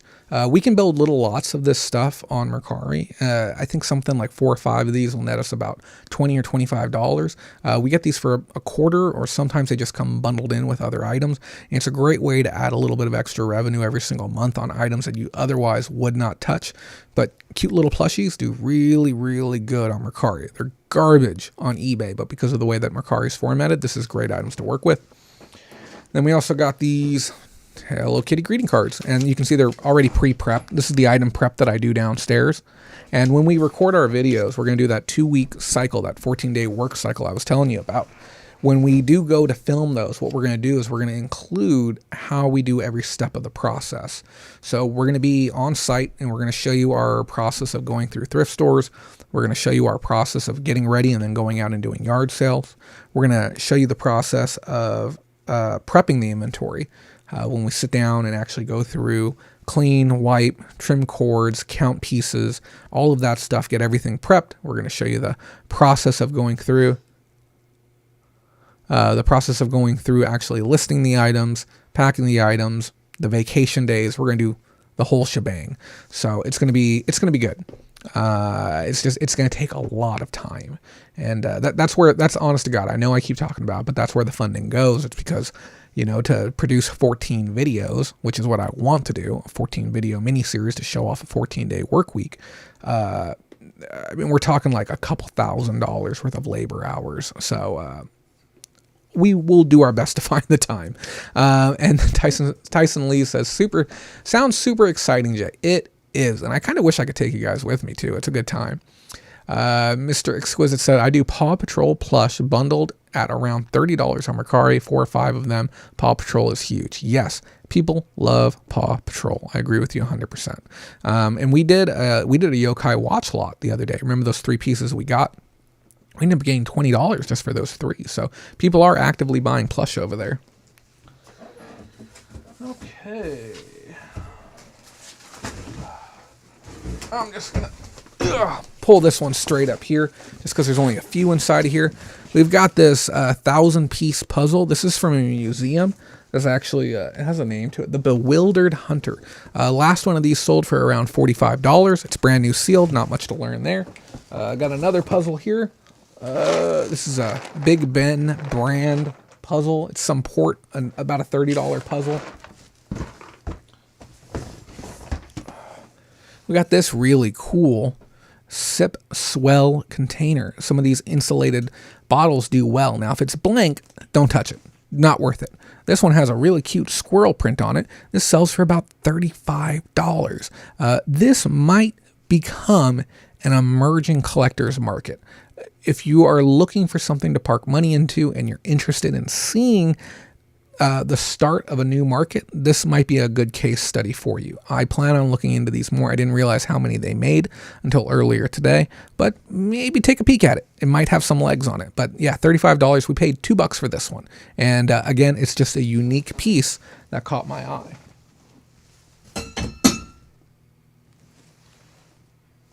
That I may have dented. We'll see. And then in here, I also have Pimsleur Spanish 1, Spanish 3, and Spanish 2. Now, these Pimsleur sets are brand new sealed. Pimsleur's language learning software. This is version 2 or version 1 of their Spanish learning series. These 3 together are worth about $150, maybe as low as $100 for the brand new set. I think we paid close to $20 for this set. It is technically media mail, so I'll make good money back on the shipping cost. Pimsleur is good, really good. The non-Spanish ones do sell for more, and the more modern versions sell for 3 times as much as this. So whenever you see Pimsleur, stop and take a peek at it, especially when they're sealed product just like this. And then the last item I have in here, let me get this out of the way.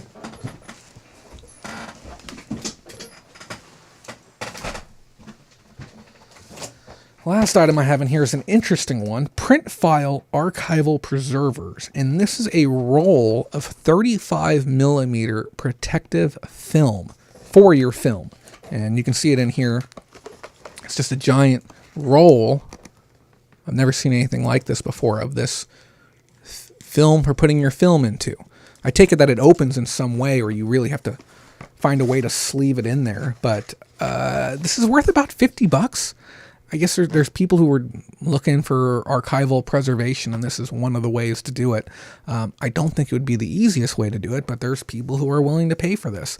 And this is the type of, I guess, nonsense garbage that you'll find at the back of a thrift store that even seasoned resellers will go through and they'll look at it and they're like, oh, print file, whatever. And then they'll just kind of move on to the next. But stop and look it up. If you don't know what it is, It's worth looking up. And hopefully, while you watch this, you're like, oh, I didn't know what that was.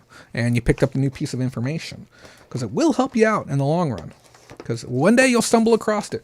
It's probably at least once a week. Somebody will message me and they'll say, Jay, I found blank. And I wouldn't have thought to buy it if it wasn't for you. And that's why we're here doing this part right now. This is your homework right now. So I got this, and I didn't realize how filthy it was until about 15 minutes before the shoot. You can see all the dirt and nastiness on the side.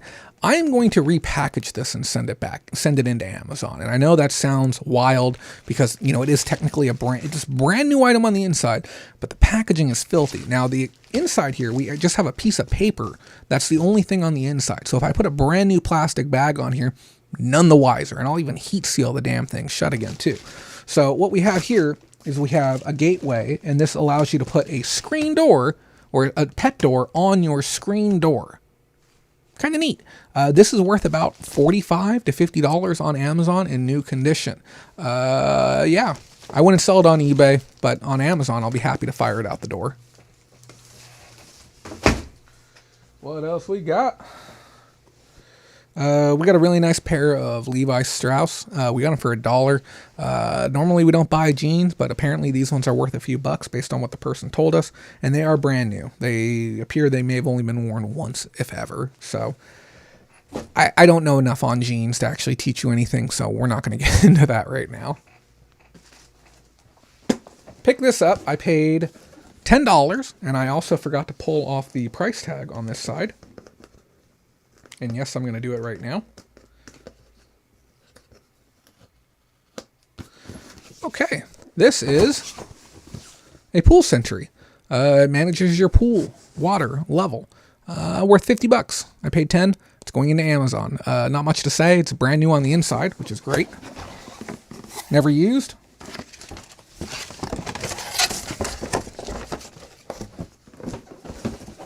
If you see pool accessories, I mean, honestly, guys, if you see anything in a box, just stop and look it up. You can't learn anything from me on that one.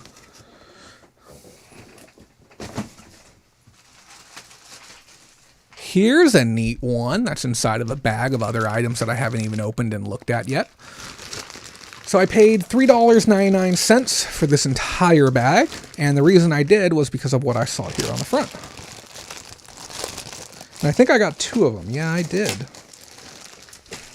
So what we have is Clipcraft's Artist Drawing Kit, and it is a keychain that contains art supplies.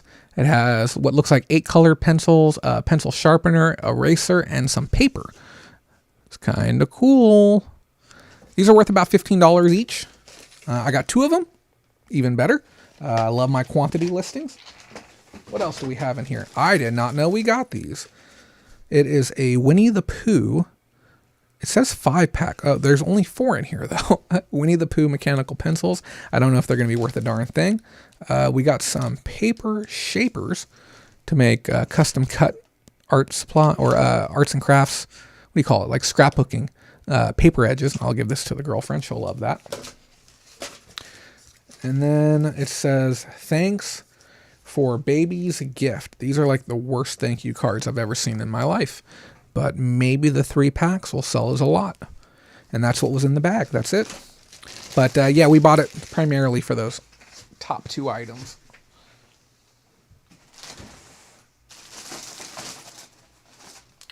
Neat backpack. This is a Disney Nerds theme backpack. This is about a $25 piece, give or take. I had to do quite a bit of cleanup. I actually had to glue a seam back together as well. I didn't feel like stitching it, so I just glued it back in place. But paid $2 on that one. I don't advise people get heavy into backpacks. It's a hyper-saturated market. If you're paying more than like $2 for a bag that you think you're going to get $30 on, you're overspending. Unless it's something that's like really, really moving. You want to make sure you focus in on the top end of the market when it comes to stuff like that. Mr. Exquisite, as soon as you said Winnie the Pooh, I just sold a $25 VHS of Winnie the Pooh on Amazon. So thanks, Jay. I am happy to hear that. I will take, I don't know, if you want to do like 80%, and just feel free to, I mean, we'll call good, easy peasy. I want to give an update. 2 weeks ago, I showed a horse racing game on air. I took the game apart with the goal of fixing it. I was unable to fix the game. So that $180 profit, it's not happening. But what I do have is I have the pieces of it. And I just wanted to put this over here so that way I could show you. These are the pieces that I'm hoping to sell. I'm hoping to get at least $40 for it because they're very specific to this game. Anyone who has it, who needs it, yeah, this is what it is right here. Christopher Garrett says, North Face backpacks in good condition sell fast. Yes, there is going to be a handful of brands that are going to do really well, and they're going to move very fast. Supreme, Gucci, Betsy Johnson, like we were talking about earlier, and then obviously ones that normal people use, North Face being one of them. But yeah, thank you so much for throwing that out there too. It's a very good reminder that, we said this before, and I learned this from Reserved Investment that, we can't look at the top 1 to 3% of the market and say that that's how the whole market is.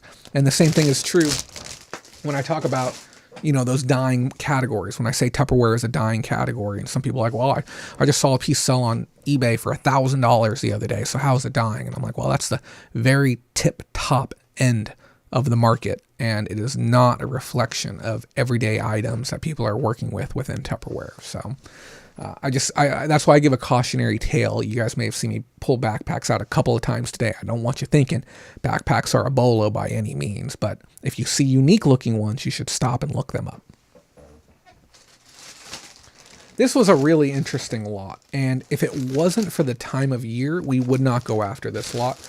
We paid $4.99 for this, and this is a nice big stack of really high quality Christmas cards, like very, very nice Christmas cards. I'm just going to pull a couple of these out so that way you can see what I'm talking about. I think they're all from the same brand. It's Bergene brand, and they're all very, very nice.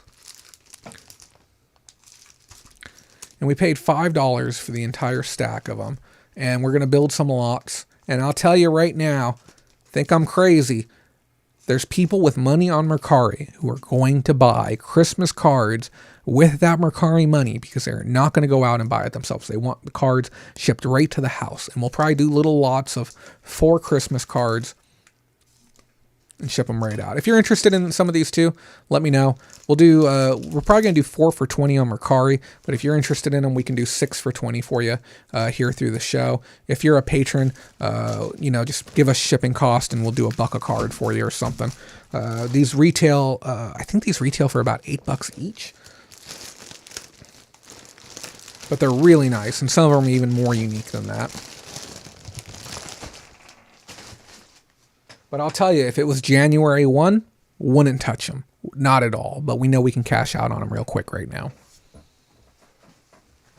Who had one of these in their house growing up? Anyone have these? It's a 2-way intercom by Archer. Archer was like a really popular Radio Shack brand, or inside Radio Shack back in the 70s and 80s. And this is a intercom you actually mount to the wall, and you have the other one via a wire, usually run across the ceiling at the back of the house, so you can talk with somebody in the other end of the house. Great little piece, worth about $40 in the original box, and I paid $4 for this. Tested it, works great, has the instructions, has the mounting hardware, might not have even been used. The air moisture level is dangerously low.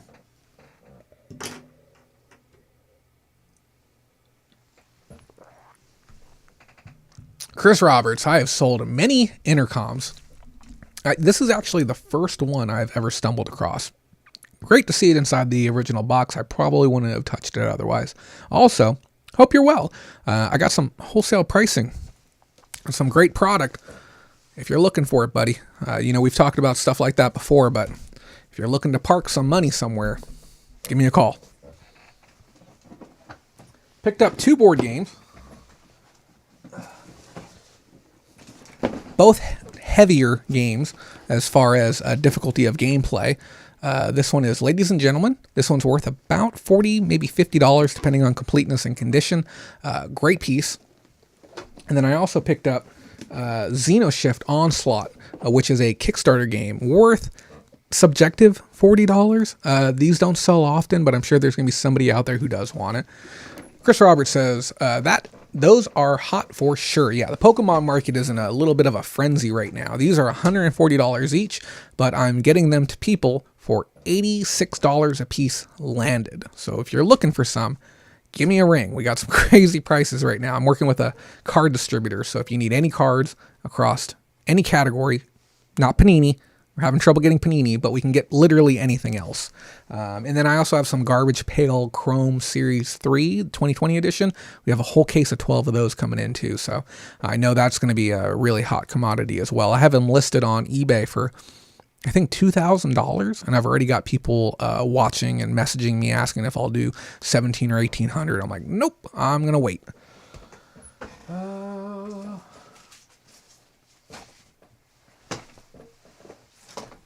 And boy, oh boy, do we have a lot of plush this week. We have this nice Chewbacca. This is actually going to a friend. I never even looked it up. Weirdest face I've ever seen on a stuffed animal. Here, let me get it in real close so you can have trouble sleeping tonight. There you go. And then I think it's probably worth $15. I got this Slimer. Oh God, what is this guy's name? I'm brain farting hard right now. I cannot remember this guy's name. Hold on. Domo. Yeah, Domo-kun. It's like the evil brown eating monster or something. This is a Slimer Ghostbusters version of that. Last time I sold one of these, it was around $20-25, but that was right when the movie had just come out. That last horrible reiteration. No clue what they're worth today. I paid 50 cents for them, so we'll figure it out another time. And then I got this specifically for Mercari. This is an FAO Schwartz.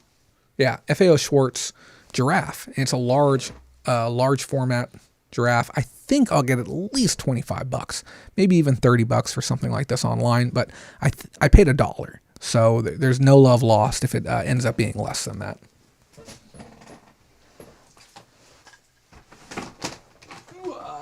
Take a little break from the plush. I found another one of these. I cannot believe I did. This is a Food Saver container. Food preservation is hot right now. I paid $3.99 for this one. This has a list price of around $40. I would not recommend buying these used unless you were getting a screaming deal on a lot of these, because the seals have to be in good condition. And once you start using them, the seals start breaking down over time. They really only have so many uses across the entire life of the item. But if you can find one that's new, send that bad boy straight into Amazon and get max value out of it. I feel like I'm going to be judged harshly if I mess up this label right now, too.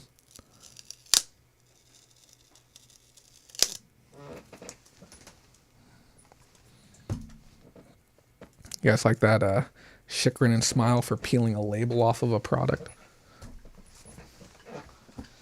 And then I picked up another calculator. This thing's DOA, sadly. I did not have batteries on me to test it. Parts not working. I'll be lucky if I get $11. If this one was working, it probably would have been about $40. But I am 1 for 2 this month. I cannot complain about that.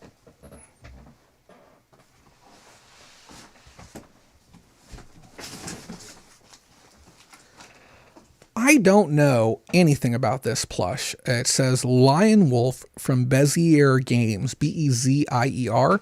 Wolves have done really good for me on eBay. And this one's a cute one. It's just laying down. It's I don't know. It's a really well-made piece. I looked it up on their website. It's $30.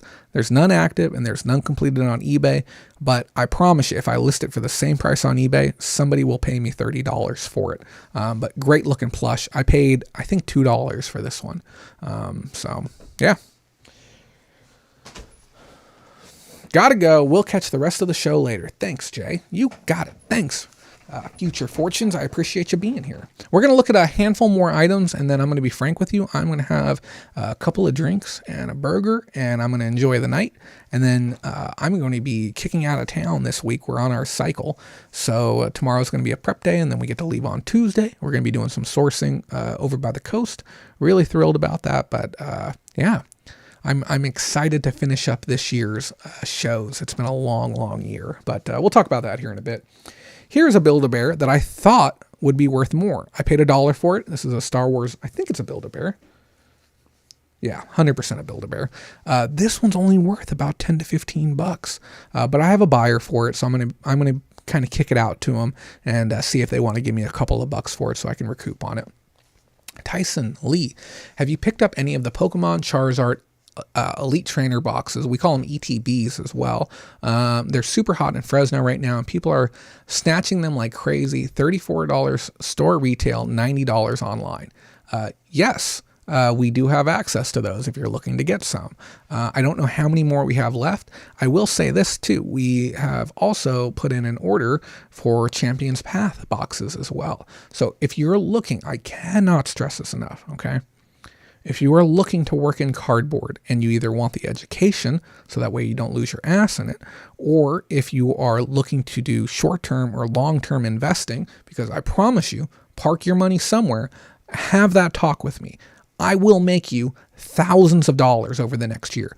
Thousands of dollars. Just reach out to me. That's all there is to it. We have allocation set up specifically for people that I'm working with. So this is the current set. Okay. The next set comes out in about 3 or 4 months. I have personally been authorized to sell 600 of these. Okay. I'm taking 150 myself, which means we have 450 units left over. So if you want to buy them, I'll be happy to sell them to you. But I'm going to say this too, and this was a very important thing with the company that I was working with. I told them that if the set does not look good, I am not going to advise people to invest into it. Simple as that. Because my goal is not to sell you stuff today and have you lose money and then never come back again. Not going to happen. Never happens, okay? My goal is to help you make money and then you say, damn, Jay made me so much money, I can't wait for an opportunity to buy more of the stuff from him. And then we can build this nice, long, working relationship over the next couple of years where we can all make money. So I will only be advising people to buy sets that look good to me. And I told people, I'm like, this is going to be a good set. Buy this set. Buy this set at a great price and you will make money on it. Right now, anyone who listened to me, they would have made a clean $30 per box after fees and shipping for as many as they wanted to get. Ah, yes, Champions Path.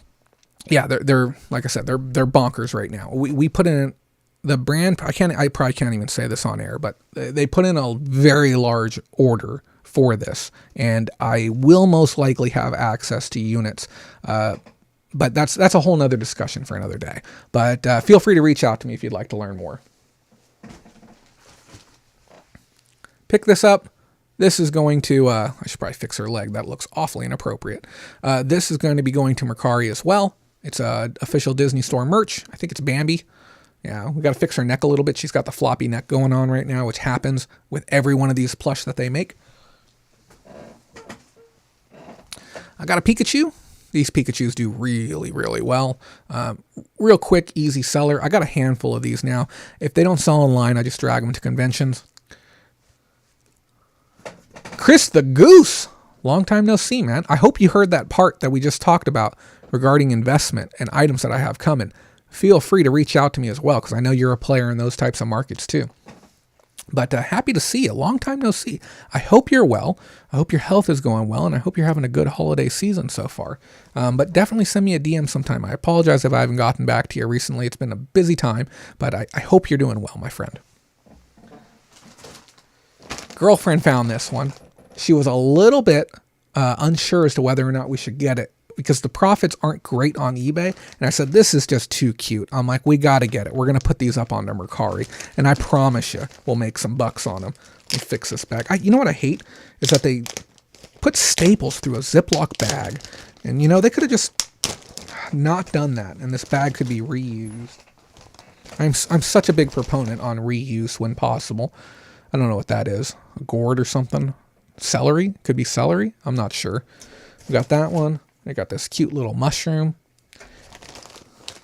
We got this strawberry. And then my favorite one. Look how adorable this is. Everyone likes grapes. That's a Rooster Teeth reference, if any of you got that. Chris Roberts says, I can say that I've personally seen you do very well on items like the Pokemon cards. Thank you. Yeah, we were talking about the Burning Shadows boxes. I have 60 of them. I bought them for 87, 80, 84, 87, somewhere in there. It was a different time though. This was like 3-4 years ago. And currently they're selling for $290 each as of right now. And so there's a lot of room for growth, especially right now. The market is in a frenzy. I've never seen anything like this before. And again, if you haven't, I can't stress this enough, go read the Beanie Baby Delusion. It talks about speculative bubbles. It's important to know because, and this isn't directed straight at you, Chris, this is directed at everyone. When understanding and assessing these markets, you have to know the amount of risk you're taking on when holding these markets as, or holding these items within these markets as like a retirement plan, or if you say, well, they've been getting more expensive, they're going to continue to get expensive forever, just getting rid of ideas like that and understanding the genuine amount of risk you're taking while working within some of these esoteric markets. Let me get some of these out of the way. I'll even show off some of the new books I got. I'm really excited about some of these. We got the Richest Man in Babylon. We got Investing for Dummies. This is the one that's coming with me on my trip. Yeah, the thing is, I feel like I know my stuff, but I feel it's also very irresponsible for me to give like really hard advice on investing unless I have a very firm grasp of all markets, and I say, this is the best way for you to use your money. I love the physical commodities market, but I want to learn more, so I got this one as well. And then I also have, I have this one, A Random Walk Down Wall Street. I'm really excited about reading this one. And then holding up my camera right now, I have The Millionaire Next Door, which is another one on my reading list. So if you haven't seen them yet, go check out the channel, Reserved Investment. It makes fantastic content. I consider the guy a mentor type figure for me. And, I'm on his Patreon. I pay $50 a month. And you know how I say my Patreon is $50 a month so you can get an hour of my time and we can talk about reselling. I pay him $50 a month so I can pick his brain and I consider him an expert, but it's more towards, I want to learn antiquities, bladed weapons, first edition books, coins, paper currency. I want to learn all these other markets. And that's why I pay him my money. I think his content is world-class content. If you're not watching him, you're truly doing a disservice for yourself.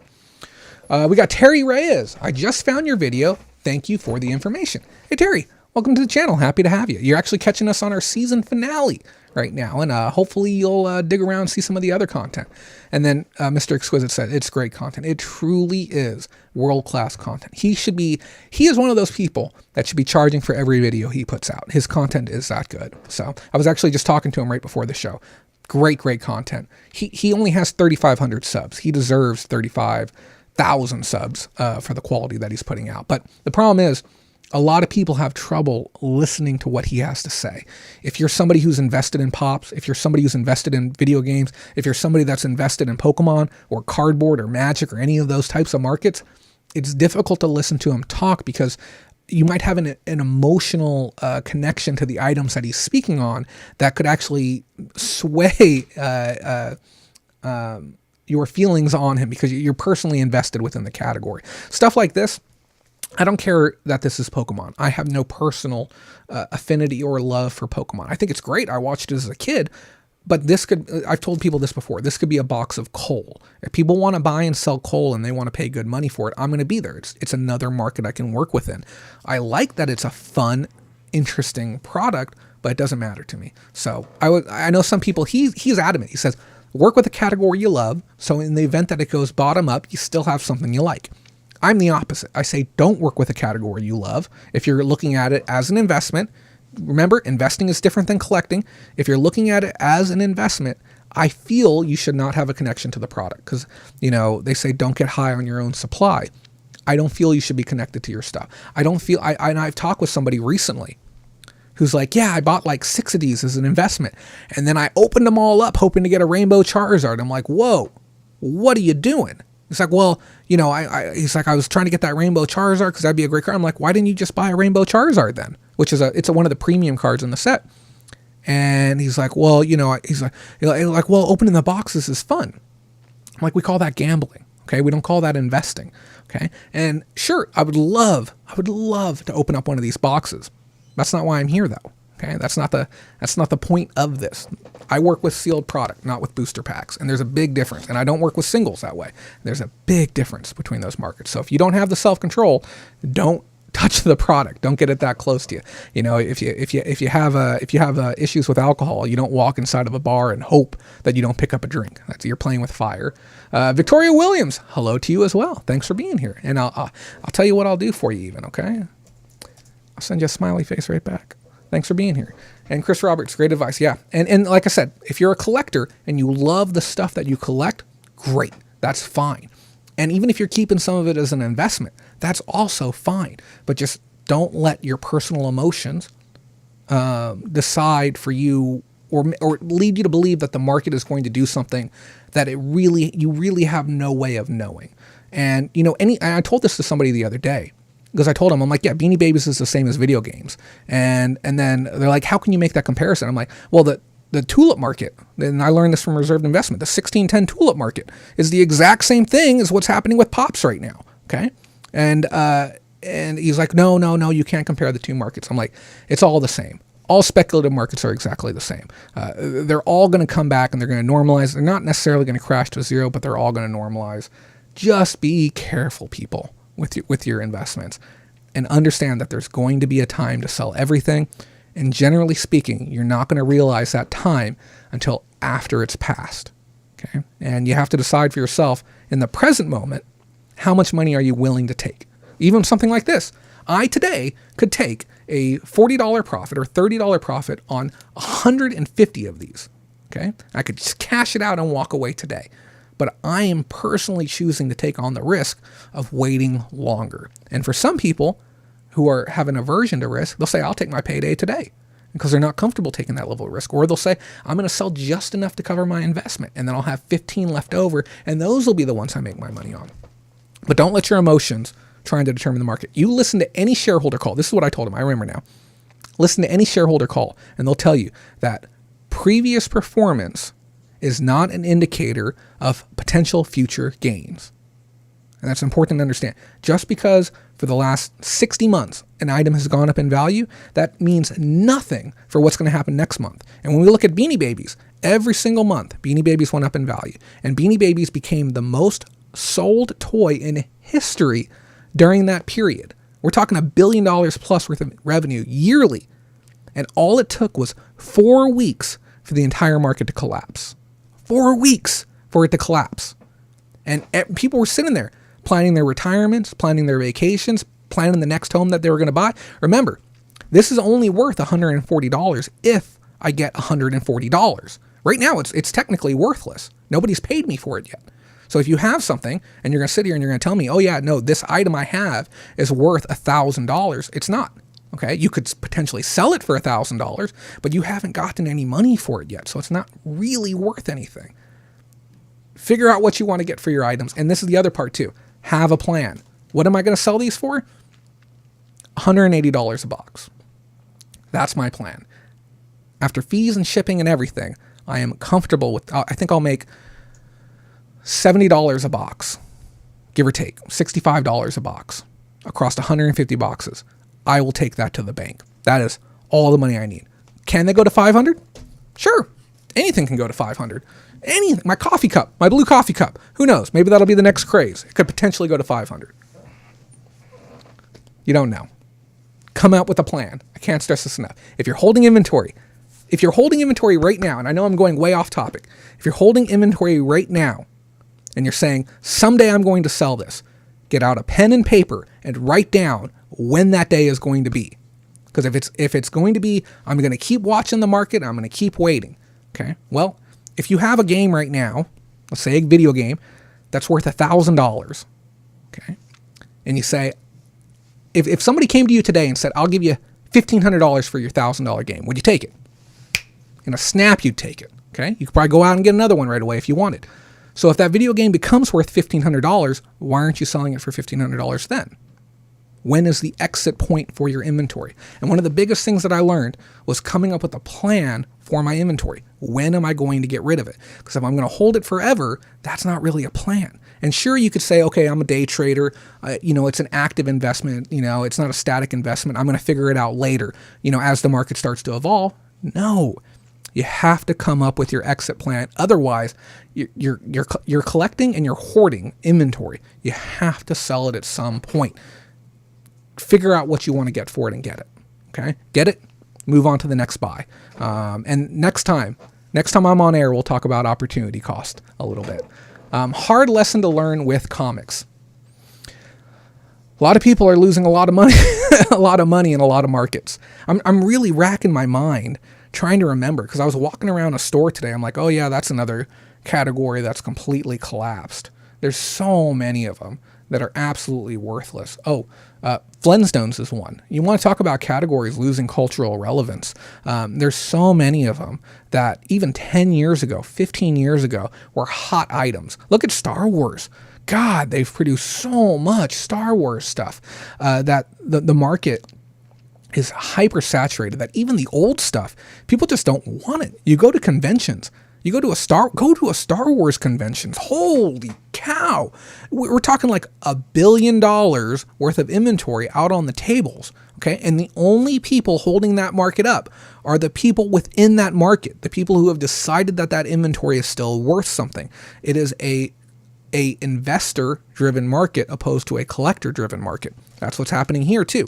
The investors, the finance man, the money man, the Delos, are the ones that are propping up this market right now. So can I lose my ass on it? Oh, 100%. And then with my Burning Shadows, all it takes is them saying, okay, we're going to go ahead and reprint that entire set because people are saying it's too expensive and they can't get it. We're going to go ahead and reprint it. And then whew, there goes my entire investment. Now, certain inventory is protected against that. Reserve list Magic cards, vintage Nintendo games are obviously not going to reprint it, but we do see values drop when a game gets re-released on another console. We see that happen, okay?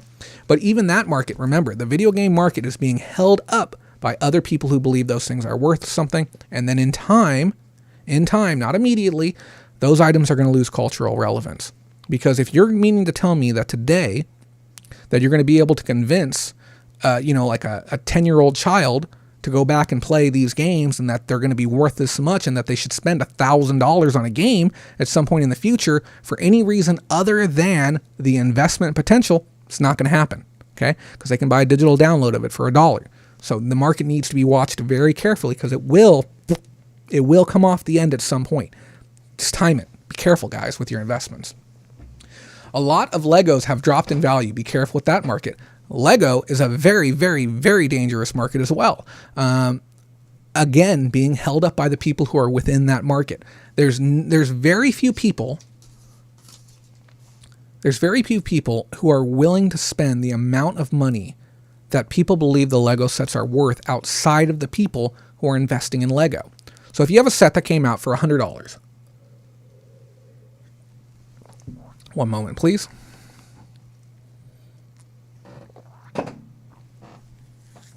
If you had a Lego set that came out for $100 and it's currently being listed for $500 today, there's maybe about this many people in the entire world who would be willing to pay 5x the premium on that item. That's already marked up due to retail.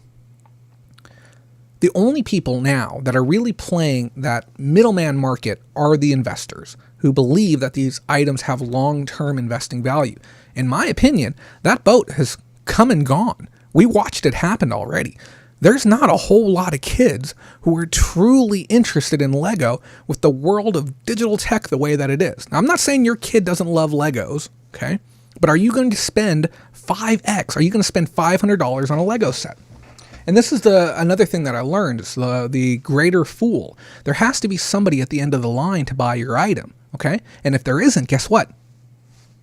You're that fool. And it's sad that it happens that way sometimes. But unless you have one more person after you to buy that item, you're the one who gets stuck with it. And obviously not all investments are going to bottom out to zero, and you're probably going to make your money back or make something back or not completely lose your ass. But you have to keep in mind, there has to be one more person after you when you decide that you're done with a specific investment or a specific category. Okay? I just don't think Lego has legs. And if you're holding a large position on Legos, I'm sorry, I'm not trying to hurt your feelings, but if I had tens of thousands of dollars in Legos, I'd be slowly walking away from it. Even Even Magic the Gathering. I'm walking away from my Magic the Gathering investments. I feel that the market is going to start cooling off more and more because of external market factors. The fact that Pokemon's doing really well, the fact that Magic Online is doing really well. These are things that are scaring people from Magic. Okay, and we're slowly walking away from it. A lot of people are doing it, but nobody wants to talk about it. Just be careful. Let's take a look at a few more items, and then, like I said, I'm going to go prepare myself a drink, and I'm going to jump off air. We bought another grab bag. Like I said, I normally don't deal. Oh my God, you guys want to see my cat? She's being so flippin' adorable right now. Let's see if we can tilt the camera. I don't know if I can get the camera down there. I got a cup in the way. Hold on.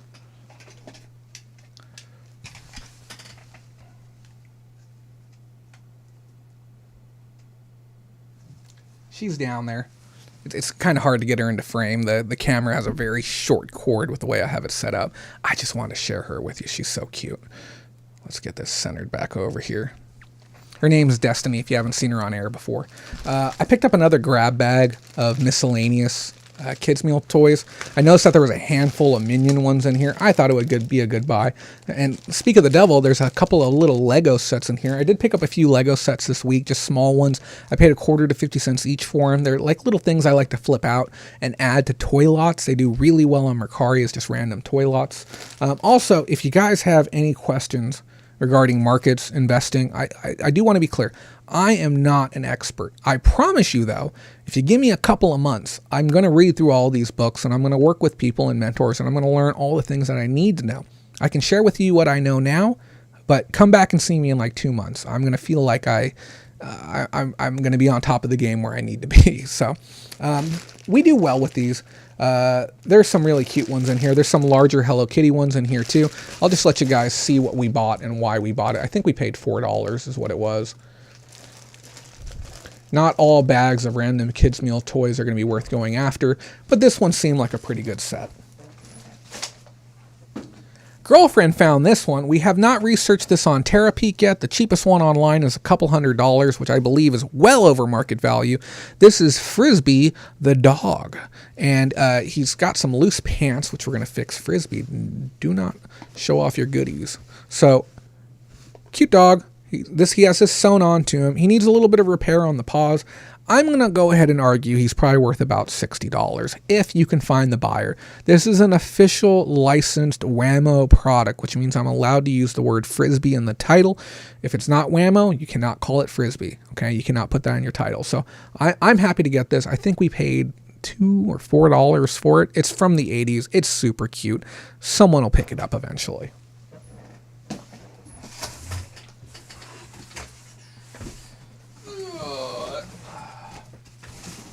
Sorry, Destiny. Pick this up too. It's a little Scrabble travel set. Has all the pieces in there. It's in great condition. These sell for about $25. I think I might actually take this on my trip with me. I love playing games on the go. So I'm truly, you guys have no idea, truly looking forward to actually relaxing for a couple of days. But I think I'm gonna do a vacation this week, and I'm gonna do a vacation next week. I'm really gonna take time off. And those of you who are curious, my hotels are free, so that's why I do go out of town a little bit more often than would be expected for somebody asking for money online. And when I am out of town, I source an entire day. I spend 6 to 8 hours sourcing, then I enjoy the rest of my vacation. But yeah, great little piece. I think we paid 50 cents or $1 at a yard sale for it. Pick this up. Anyone who knows Tommy bags, throw me a bone and help me out here. Tommy Hilfiger, it has a light reflective tone to it. I know that the reflector style is kind of in right now, that shiny polymer beading that they put inside of there. Has all the markings or all the trappings of an authentic piece. I paid 50 cents for this at a yard sale because she had a whole bunch of reusable bags inside of a bin. I'm like, how much are the bags? And she's like, I don't know, like $0.25 or 50 cents. And I'm like, for any of them? She's like, yeah, anyone you want in there. And then I pulled this out. She's like, yeah, just give me 50 cents. I'm like, okay. And I could tell these people had money. I ended up buying quite a few items off of them. Maybe I'll get $50. I have no clue, but I'm not going to pass up on a new Tommy bag for 50 cents. I've got these, okay? Right off the bat, let's go ahead and give this one away right now. This is a Square Perfect, make every picture perfect. It's a professional photo cube. 12 inch by 12 inch by 12 inch. How should we give this away? What do we talk about today? Maybe we'll see if somebody was paying attention earlier. I don't know. Who needs this? Does anyone need a 12 inch by 12 inch by 12 inch photo cube? Just pay the shipping. I think it's under £1. Okay. So $5, cover the shipping, and I'll mail this out to you. If you need it, truly need it, don't ask for it if you don't need it. If you need a photo cube, first person to comment, help me out, brother. And I'll go ahead and ship this out to you. Just pay the $5 and it's yours. It's a brand new cube, never been used as far as I know. And it also has the, it has the multicolor backdrops as well. It's a nice piece. It also has the white one too, and it has a black. So I picked up this cube plus a couple of lights. And this one I'm keeping, I think. I don't know. If a patron needs this one, I'll ship this out. This is a 30 by 30 by 30 inch cube. And I got these 2 cubes plus 2 light fixtures. And I got the entire setup. I think I paid like $8 for the whole setup. So again, if you need one, let me know. If you're embarrassed, you can message me after the show. I'll go ahead and get you guys set up with it. But great pickup on that. Got a couple of games here too. Not a game. Easy to do crochet kit is a DIY kit. Again, brand new sealed product. $16 on Amazon, about $5.50 rank. And codename Deep Undercover 2.0. This is an adult game. Very much so. We got a lot of NSFW words here on the back. It says warning, adult content. 4 to 8 players, you say? So this one sells, I think, around $35, $45 on Amazon. Very, very good item. I paid $1 to $2 for it at a yard sale. There's so many yard sales, and I know what you're thinking. You're like, Jay, how are you getting so many like brand new sealed items at yard sales? Well, obviously, it's a combination of people who got items as gifts and never opened them, bought items and thought that they were going to use them and then never did. And then we have a lot of Amazon pallet sellers too. So a lot of those types of items work their way into the ecosystem as well. And do you guys want to see another bin? It's 6 o'clock. I think I'm going to wrap up. We got this one too. This is the Super Colossal Book of Puzzles, Tricks, and Games. I'm going to be honest, I damaged the front while cleaning this. And, I really need to be more mindful. Sometimes I just get a rag and this book is from the 70s and I really wasn't thinking. And there were some adhesive markings here. And I started rubbing it down and I took part of the cover right off of it. Really irresponsible. I may even come in and try and do a restoration on this. This book is worth about $40 or $50. And the girlfriend found this and I didn't think anything of it, but it's a really neat book. It has a lot of different games and stuff for kids and stuff that nobody talks about or does anymore. And then the next day I picked up a DIY book for around the house. I want to share that at another time though. Great book. I think we paid $1 for this one as well. Let me get some water in me, and then we'll do that thing we do at the end of every show that we do.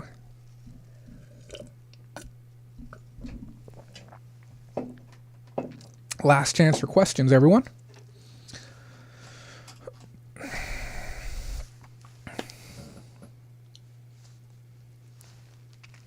Mike T. $10 super chat, and I will spend that tonight, as I always do.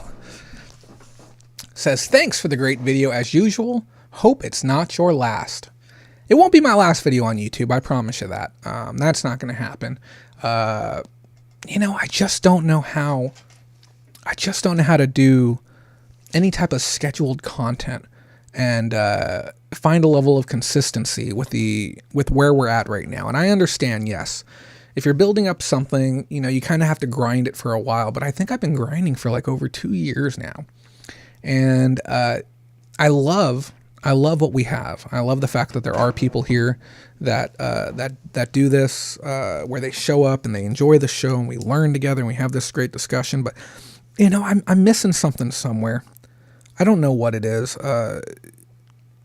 Maybe enough people don't like me, which is okay. Maybe the YouTube algorithm just hasn't figured me out yet. I don't know.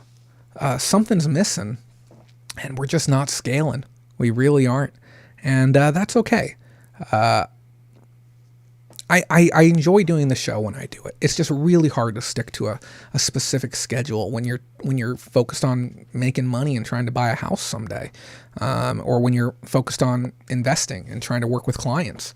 It's difficult, but I want to say thank you personally, Mike. You've donated so many times. It means so much to me. Anytime you want to get on a call, if you want to talk, you want to look over your store, you don't need my help, obviously. You know what you're doing, but if you want to talk or BS or anything, just reach out, buddy. I'd love to talk and work with you or do whatever you need. But yeah, thanks again as always. That little extra push means a lot. I even had a few people reach out recently, and I had one person say they found my channel and then ended up watching like 8 hours of content. And I'm like, oh, thanks, man. It's nice to see that it is helping. And I do feel that if I make really good pre-recorded content, like my classic videos, like the art of bulk buying, I had so much fun making that video. And if I do like a garage tour and stuff like that, I think that maybe I'll find that passion again. Maybe I can come back and do like once a month or something. I don't know. I'm open to ideas. I'm open to suggestions. We'll figure it out. But thank you again. Last week, guys, when we wrapped up our show, we talked about getting your net ready, which was a very important thing. I said that you have to make sure that as people start to get more money, because we talked about new money, it's been a reoccurring theme. We've talked about people receiving unemployment. We've talked about COVID money. I said get your nets ready. We're transitioning into a very interesting period in history. It's something we're going to talk to people about 10, 15, 20 years from now. If you have kids, you're going to talk to them about it when they get older. And it's the fact that this holiday season, people aren't really going to be able to go out and do traditional shopping, not in the way that it was done before. I want you to think back last year, and I want you to think about Black Friday. Okay, we might not even have a Black Friday this year, especially here in California. And I want you to go back and I want you to think about the last time you went to a mall the week before Christmas, because you're a sadist and you thought that was a good idea. Those types of crowds and that type of buying flurry in traditional retail is going to be lost this year. And a lot of people are going to be going to online for the first time. Now, we've used this phrase before when we talked about when the pandemic first started back in January and February. So online shoppers coming for the first time. Well, now we're getting down to crunch time. There's people who have not done any online shopping who will now be coming for the very first time this holiday season because, guess what? They have no other choice. So we're going to see a lot of brand new accounts. We're going to see a lot of first-time buyers. We see it in the cardboard industry right now. Big time we're seeing it. Okay? It's very important that you get ready. And we're talking in all facets of your business. It is time to work. Really work. Who is ready to work? Okay, it's a Dwight Schrute reference. It is time to start working. And I'm not talking like, your everyday general run-of-the-mill, oh, I'm going to pop in here and look around. Oh, I'm going to try and, just take a handful of photos. No, I'm talking it is time to work. It is time to get things done. I said this last year and people did not listen to me. Your ability to succeed during Q4 will set up and change all of next year. All of 2021, the pace will be set by how you do over the next 40 or so days. Your ability to succeed over the next 40 or so days.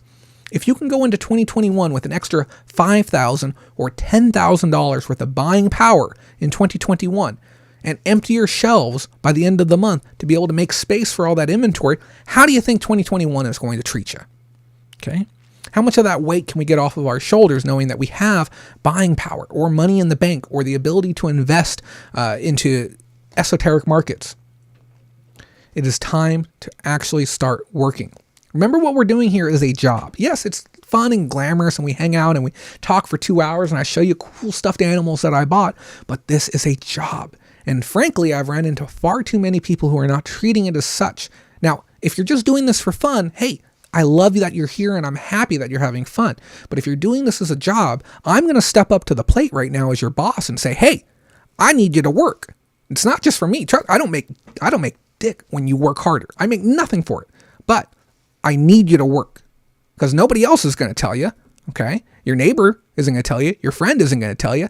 Frankly, your partner who doesn't fully understand what you do isn't going to tell you, but I'm going to tell you, I need you to work. This is a friendly reminder that we have to get to work.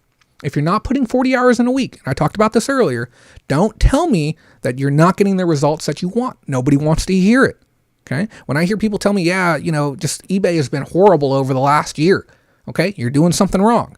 Okay. Because eBay has been great for me and hundreds of other people that I know and talk with and work with. It's been fantastic. Let's start out with, how hard are you working? When was the last time you looked for new thrift stores? When was the last time you went out of town to go sourcing? When was the last time you went yard selling? Went to the swap meet? Ran ads to try and meet new people? Try and buy directly from the public? If you're not doing all the steps necessary to succeed, you're not going to. If you have a death pile, it is time to get active on that death pile. And I understand some of you look at your piles and you treat it like a retirement plan, or you look at your piles and you say, well, if we go on full lockdown, at least I'll have those items there. No. Okay? That is not the actual case. You are making a great excuse, and guess what? You're convincing yourself that it's true, and you're convincing other people that it's true. You have to get through your death piles. You got to get all your items online. December 1st is coming up here quick. And December 1st, for a lot of people, is the mental point where they start doing their online shopping. If 100% of your items aren't up online, if people can't see it, they can't buy it. And I understand that people have their reasons for not getting it all done. In my book, none of those are good. Okay. December is my catch-up month. My long-term items that I've been waiting to fix, that I need to solder on capacitors for before I can even test them, those items I get to, sure. But those of you who are going out every week and you're throwing the items on the pile and you might get to them 2 months later, 6 months later, I know some people who have items going back a year. Okay. You're making excuses. Stop what you're doing and get the work done. Get those items listed. As we come into December, there's a few key things to remember. Okay, 1, turn on global ship. There's a lot of other people in other countries that are being impacted by this pandemic right now. If you make your items available to them, guess what? They're going to buy them. If you don't have GSP on, you're missing out on the entire rest of the world. And yes, I'm aware that, only 4 countries or 5 countries account for a majority of the business that happens on eBay, but you want to make sure you're open to the entire world. Get ready to time your offers to buyers. And this is a very important takeaway.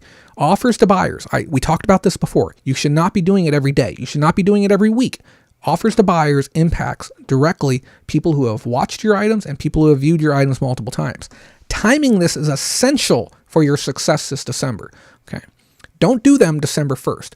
Wait a little bit. See what your store is doing. Listen to your store. Are you picking up more watchers? Are you picking up more views? Are your sales speeding up or slowing down? And make that decision based on yourself when you feel it's going to be best. Also, take into consideration USPS ship times. Okay. I plan to do mine between somewhere probably about the 5th to the 10th of the month, because that gives me that 3 days for them to think about it, commit to buy, pack it up, and ship it out and get it to them by Christmas, which is important for a lot of people. Be prepared to do that. It's going to take you, those of you who have 1,000 items active, it's going to take you several hours to get that done. Strategically start your sales early. Okay. Don't wait till the week before Christmas to start a sale. Don't wait till after Christmas to start your sale. Get ready to do it. Take a moment and actually clean up your store. If you have ugly photos of items on the ground or ugly photos from 5 years ago and you say, I'm not going to take the time to fix that photo, just hide the listing. Okay. I can't tell you how many people I work with who buy items from completely unrelated categories on my store because they've bought one thing and then they start scrolling through my whole store to see what else I got because they love that experience. And then they end up spending more money with me. But I've looked at people's stores. I've started scrolling through and I see clothes on the ground. Okay. I see shots that have filthy lenses, and you can see that little white overexposure, that kind of slimy film on the top of the photos. It's completely turned me off from wanting to do business with the person because it feels to me that they don't care. Take time to take care of your store. Okay, people are going to look at that as a reflection of you and your business when making a business decision. And lastly, be ready to take some time off, which is very important. And I know it's counterintuitive to everything that I'm saying. Your rest is vital to your success.